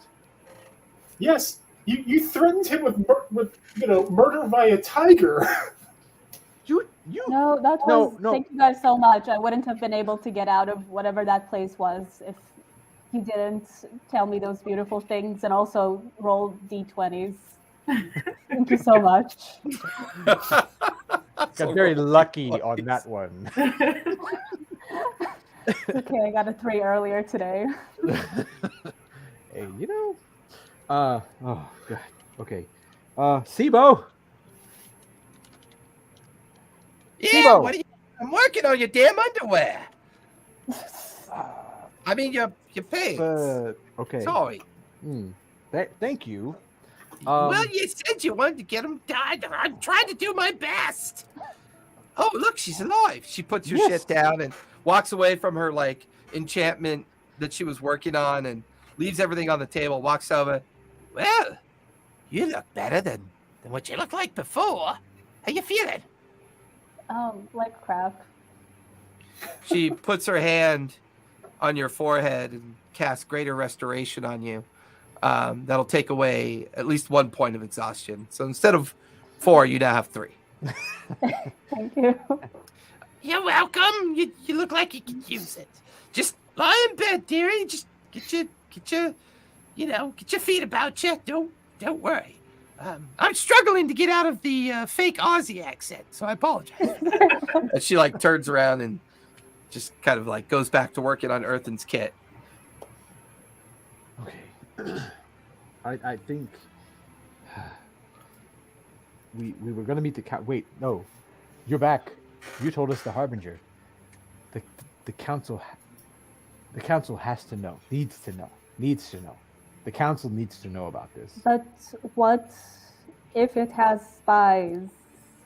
It seems powerful. It seems like it has a goal and it knows what it's doing, and we kind of need to get our stuff together. And I don't know what to trust anymore, because Devon was trustworthy until about 5 seconds ago. Yeah, we didn't read anything off of him. Nope. Interesting. And so far the Martinets turned on us, Devon's turned on us. are we just unlikable, do you think? Is that what's going on? Hey, at least as far as I know, the church hasn't turned on us yet.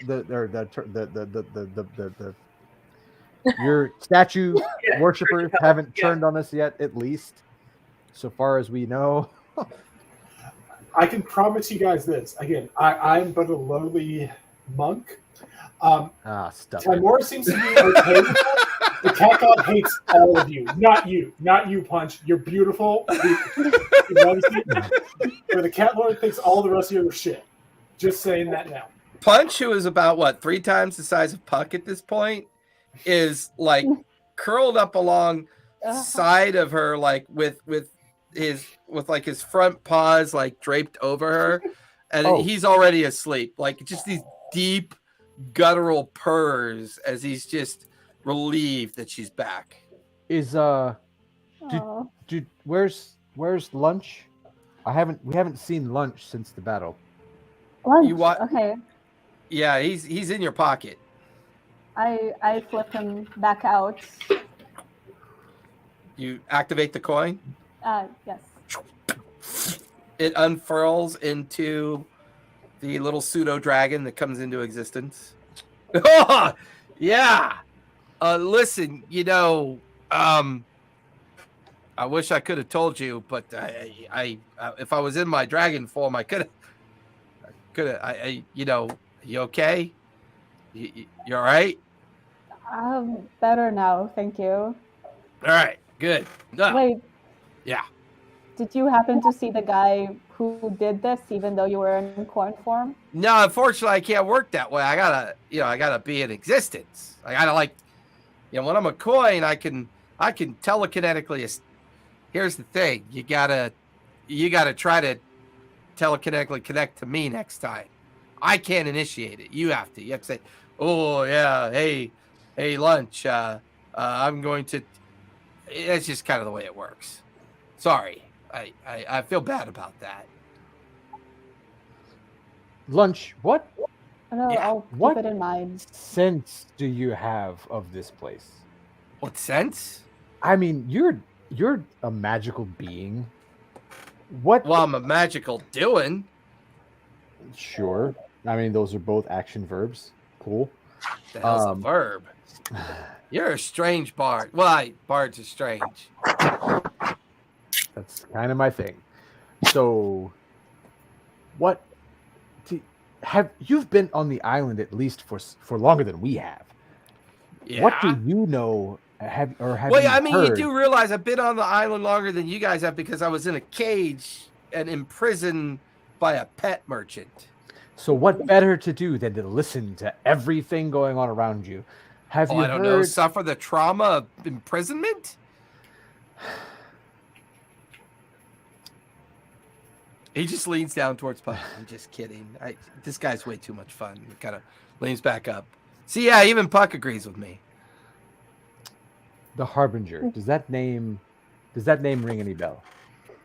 Nah, not really. Not familiar to me. I mean, look, when I'm not here and I'm in that coin, I'm in the Feywild. And I can tell you all you want to know about the Fey. Right? I'm okay with that. So Lots of colors, weird shit. I mean, marshmallow clouds, crystalline mountain. Hey, look, the Fae is a crazy place.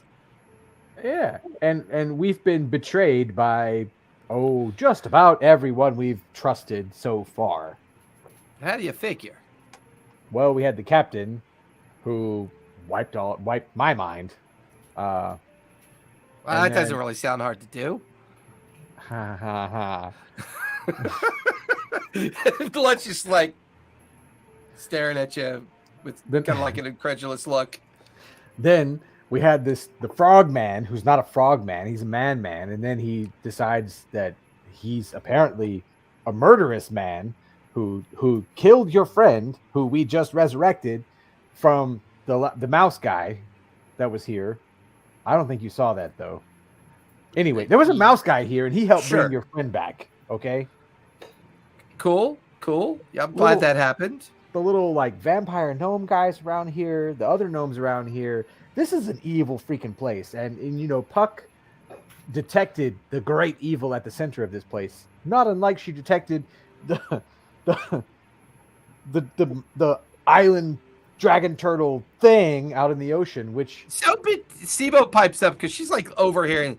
So, to be clear, you think your bad luck makes everything else evil? Is that what you're basing this off of?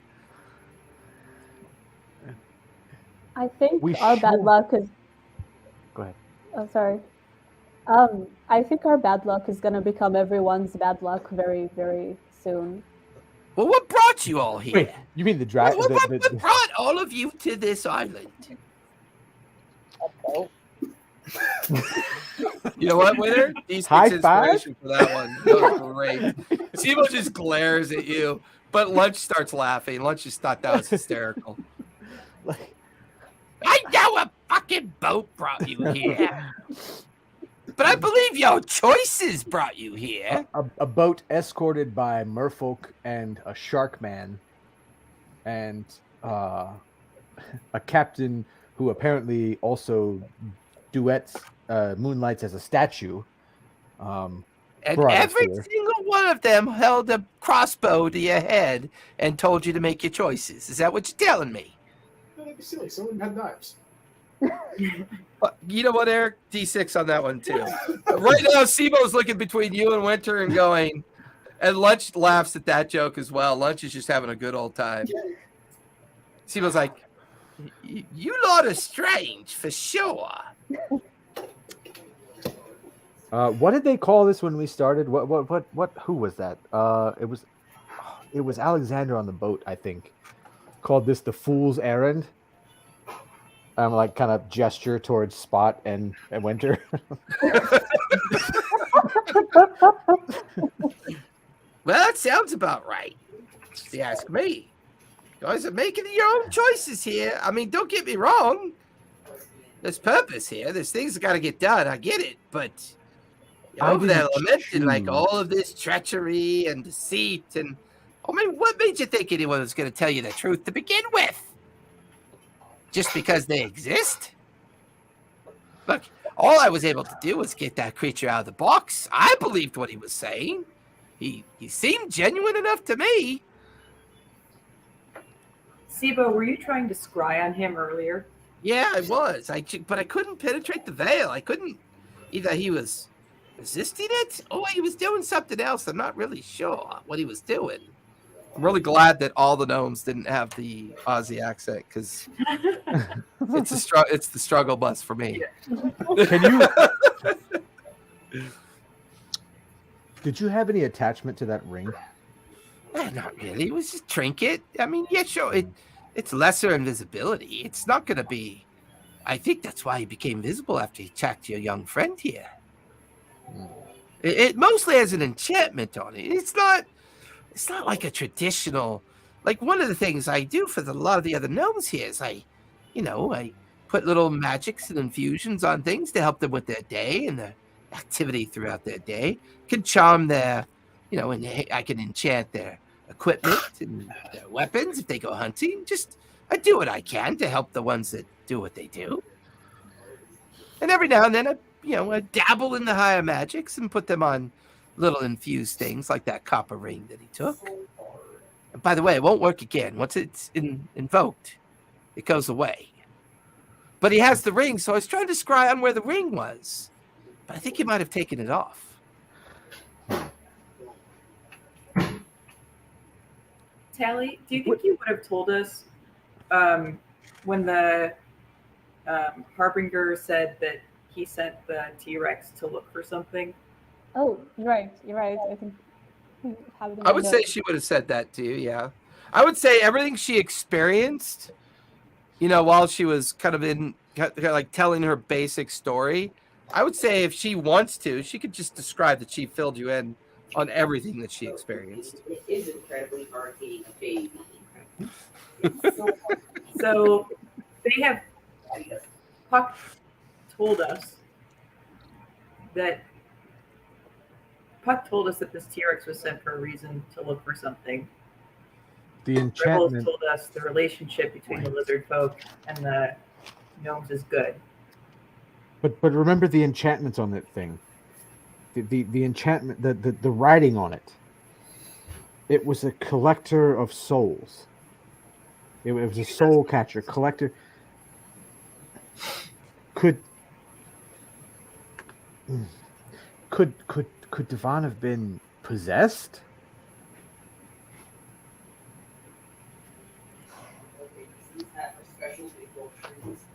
I mean, he certainly seemed. I don't know.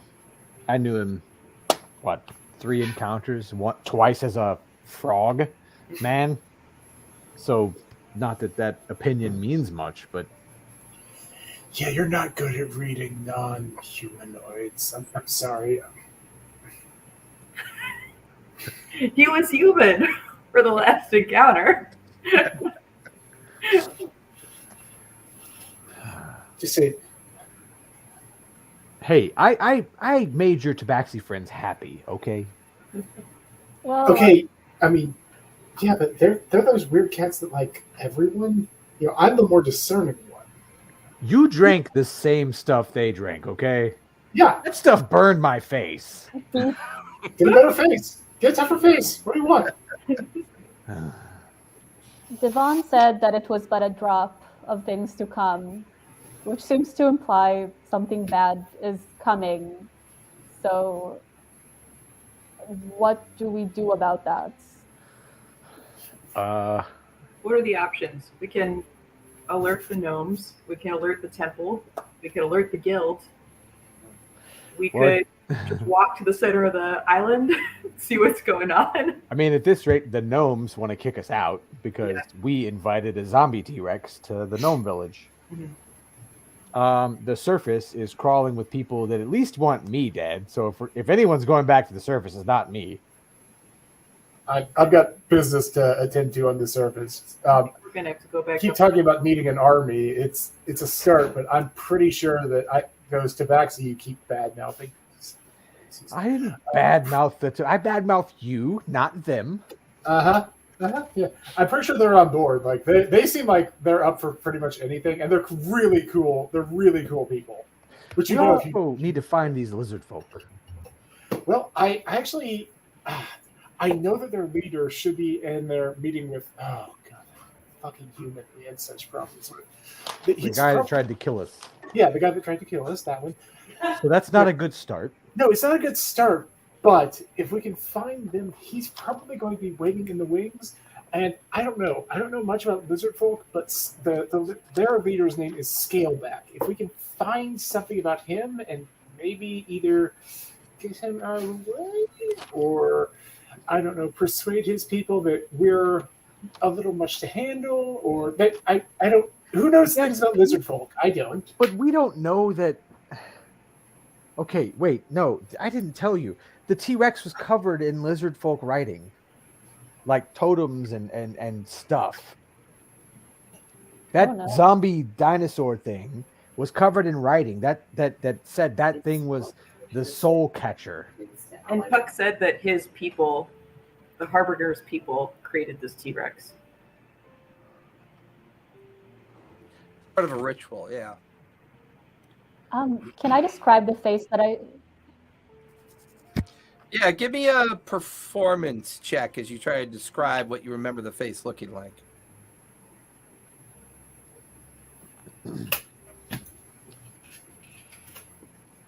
You could tell she just rolled on D&D Beyond because her camera stopped.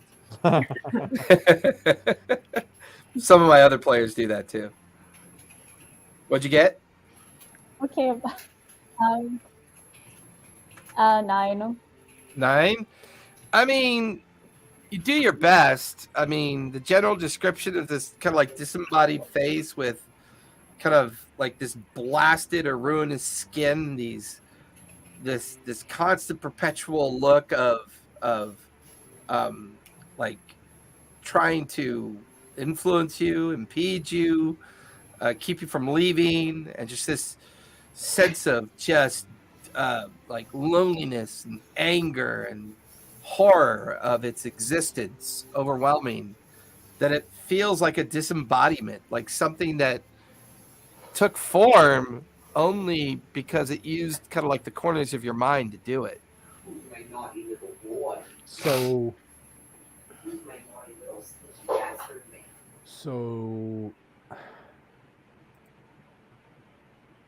remember what Mannheim was shouting about before he tried to eat my face? The skin. What was it about the skin? That he wanted to like rip his skin off. Yeah.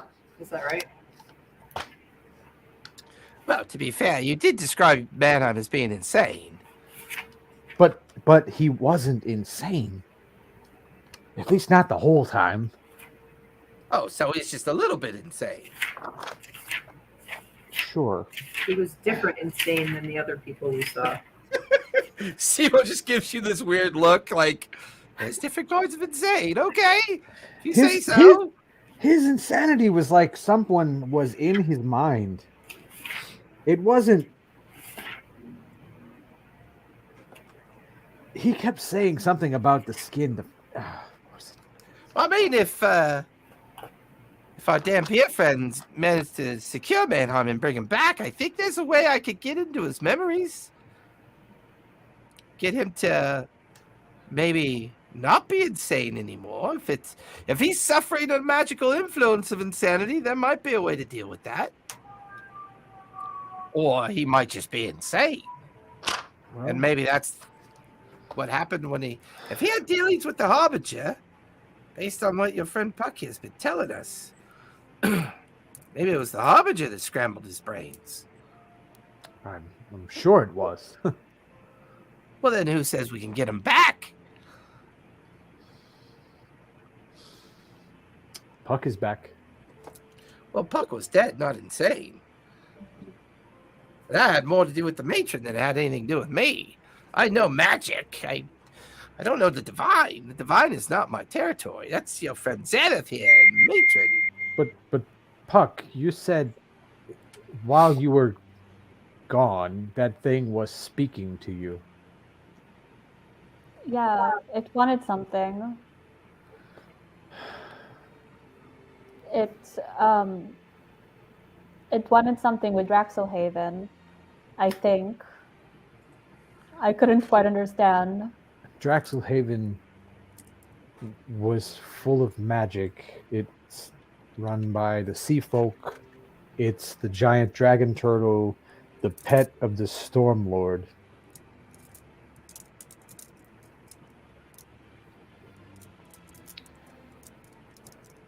I don't know. I had a hard time understanding exactly what he was saying. He was taunting me, I think. If it was the pet of the Storm Lord, then Might there be something divine about Draxelhaven? What was that thing about the lighthouse? Who was it? Said something about the lighthouse and calling the thing, calling the. Dig back through my notes and figure out what it was.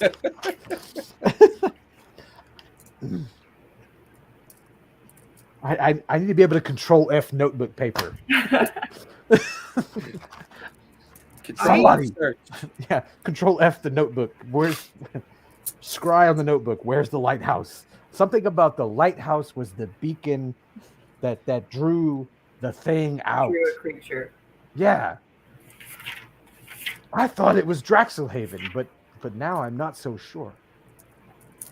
And it goes by many names. It goes by Draxelhix, Draxelhaven, the Drax, the Stormlord's Terror.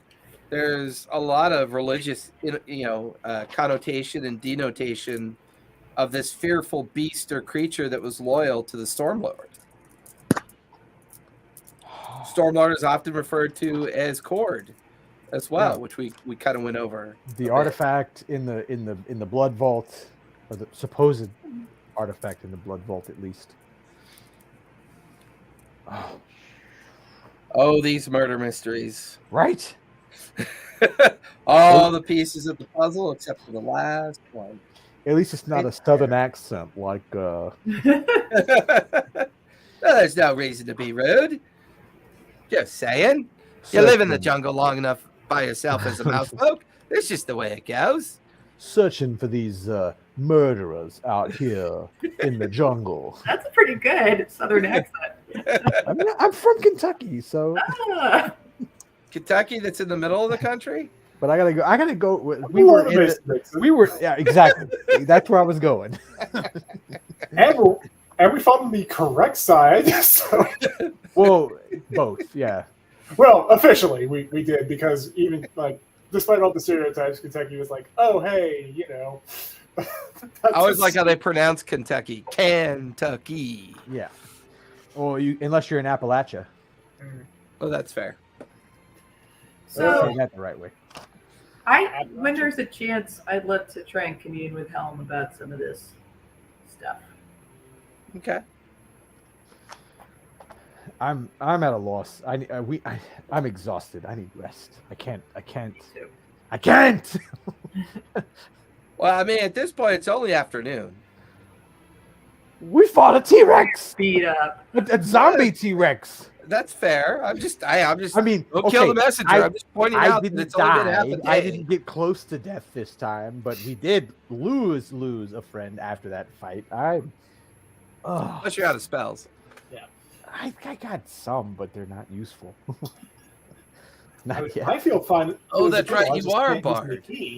Mhm. Hey! I represent that remark. You know what? I'm gonna pull out I'm gonna dig in my handy haversack of awesome and pull out my violin and just kind of step outside and just start playing as a way to just try and kind of meditate and just tie, because it's been a lot, and I'm trying to tie everything all together and just think and concentrate. Okay. So I'm gonna step out and just start playing something. Zenith, are you going anywhere particular to attempt this commune, or how are you approaching that? I think I would walk outside and look for somewhere dark. Okay. Commune. What are the rest of you doing with your time? I feel like trolling Earthen a little bit. I was going to walk back out to the. Well, I was planning on walking back out to the forested area to do just a little bit of meditation, but I'm going to basically treat it like he's busking and throw 2 coppers at him. I'm going to cast Charm Person. Oh no! This is how it starts. So what's that? A wisdom save? Mm-hmm. Spot, give me a wisdom save. Okay. That's a 22. 22. You just feel this sense of compulsion come over you, but you just figure it's your normal narcissism. So you don't make any, nothing really happens. You resist whatever the effect is. You toss a couple copper into a little wooden cup over by Earthen's feet, and then walk off towards the jungle.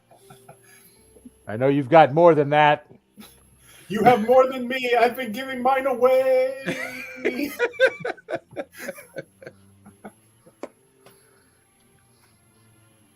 Winter, Puck, anything you want to do? As the afternoon is droning on, people are beginning to kind of just either kind of think about what's going on or get a break. Or So I know, Puck, you're currently in bed. Winter, you're still in SIBOs. Everyone else is kind of spread out at this point. how many days have passed since I was supposed to meet those guards? I think it's only been like 1 day. I think you were supposed to meet them last night. Yeah. So it's only been a day. Then I'm gonna go look for them since it's not been that long. I thought it was. So to look for them Well, would mean that's to go easy. back up to the surface. Have to go back up into the wards, which is about 1,000 feet up a sheer cliff. And to go back into the Nomork wards and the city proper itself. Now, they did mention that they were part of a ship within the harbor wharf. That's a little bit closer, as the dweller deeply kind of buried in the edges of the jungle and the island. Finding your way out of the jungle and then eventually finding your way into the harbor would be a lot closer than going back up to the surface. Okay, I just do that then. Okay. Did those guys work for Mason? The guy who Lizard. tried to kill us? They were wearing Dwendalian tabard colors. Trying to kill me, but Yeah. yeah. and based on my stuff from a while ago, the lizard folk, I don't know if it's a thing of convenience or if it's a long-standing thing, but they were working for him. At least the ones affiliated with that guy I mentioned, Scaleback. Did the guy see me, or he just seen you guys?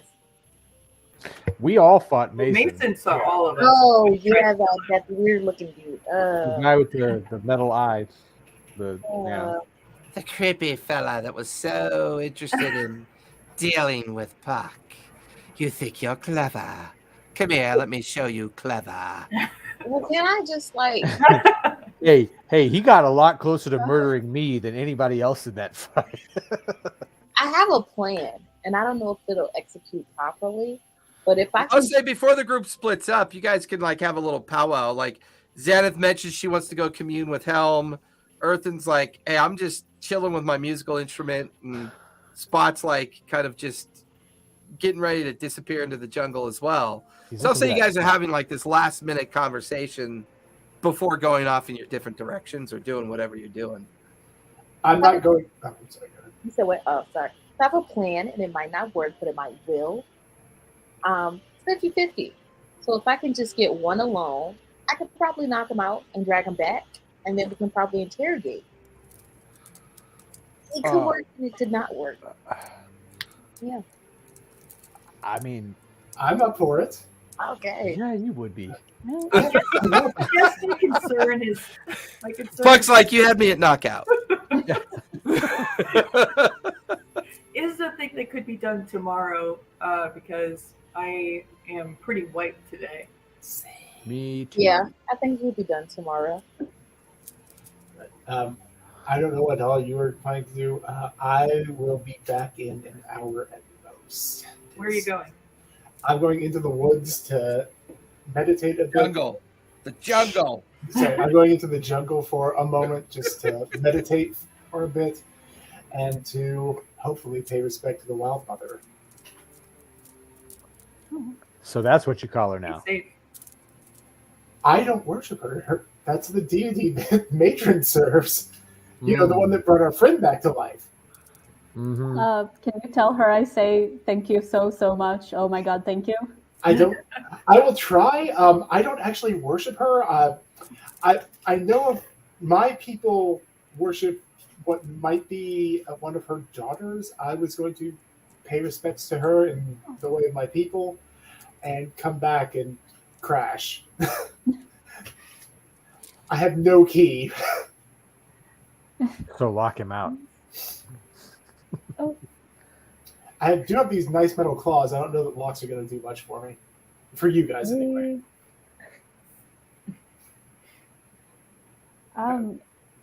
Do I have enough energy to do any spells, or am I officially kind of KO'd?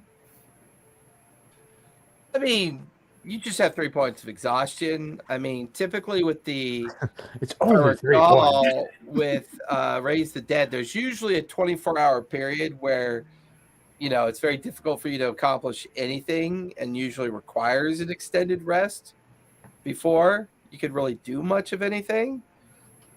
But depends on what spell were you thinking.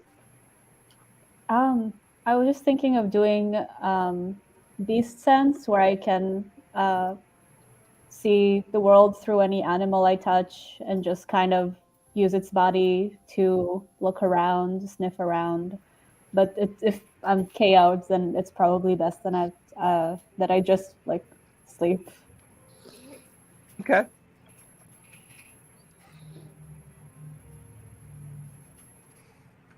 I know, the internet gods. I blame the bard. Hey. I'm not that kind of bard. You keep saying that, but I don't think you think that. No, I don't think you know what you think that means. It's inconceivable. I have not. Seduction is not my thing. Oh, clearly. See? That's why we have winter. Exactly. There. You want a multi-class? I can teach you, you know. So as Puck kind of settles into a deep sleep, Winter is focusing on her plan as she remains behind, kind of like sitting alongside Puck's bedside, writing out the kind of like sketching the images of the two lieutenants and the captain of Mason's flagship, kind of trying to remember what they look like. She begins to put together her plan to figure out a way to infiltrate the Dwendalian flagship. Earthen is kind of just in the background, softly playing his instrument, while Spot kind of makes his way to the edge of the jungle, and Xanath finding a nice dark space to possibly do some commune with Helm.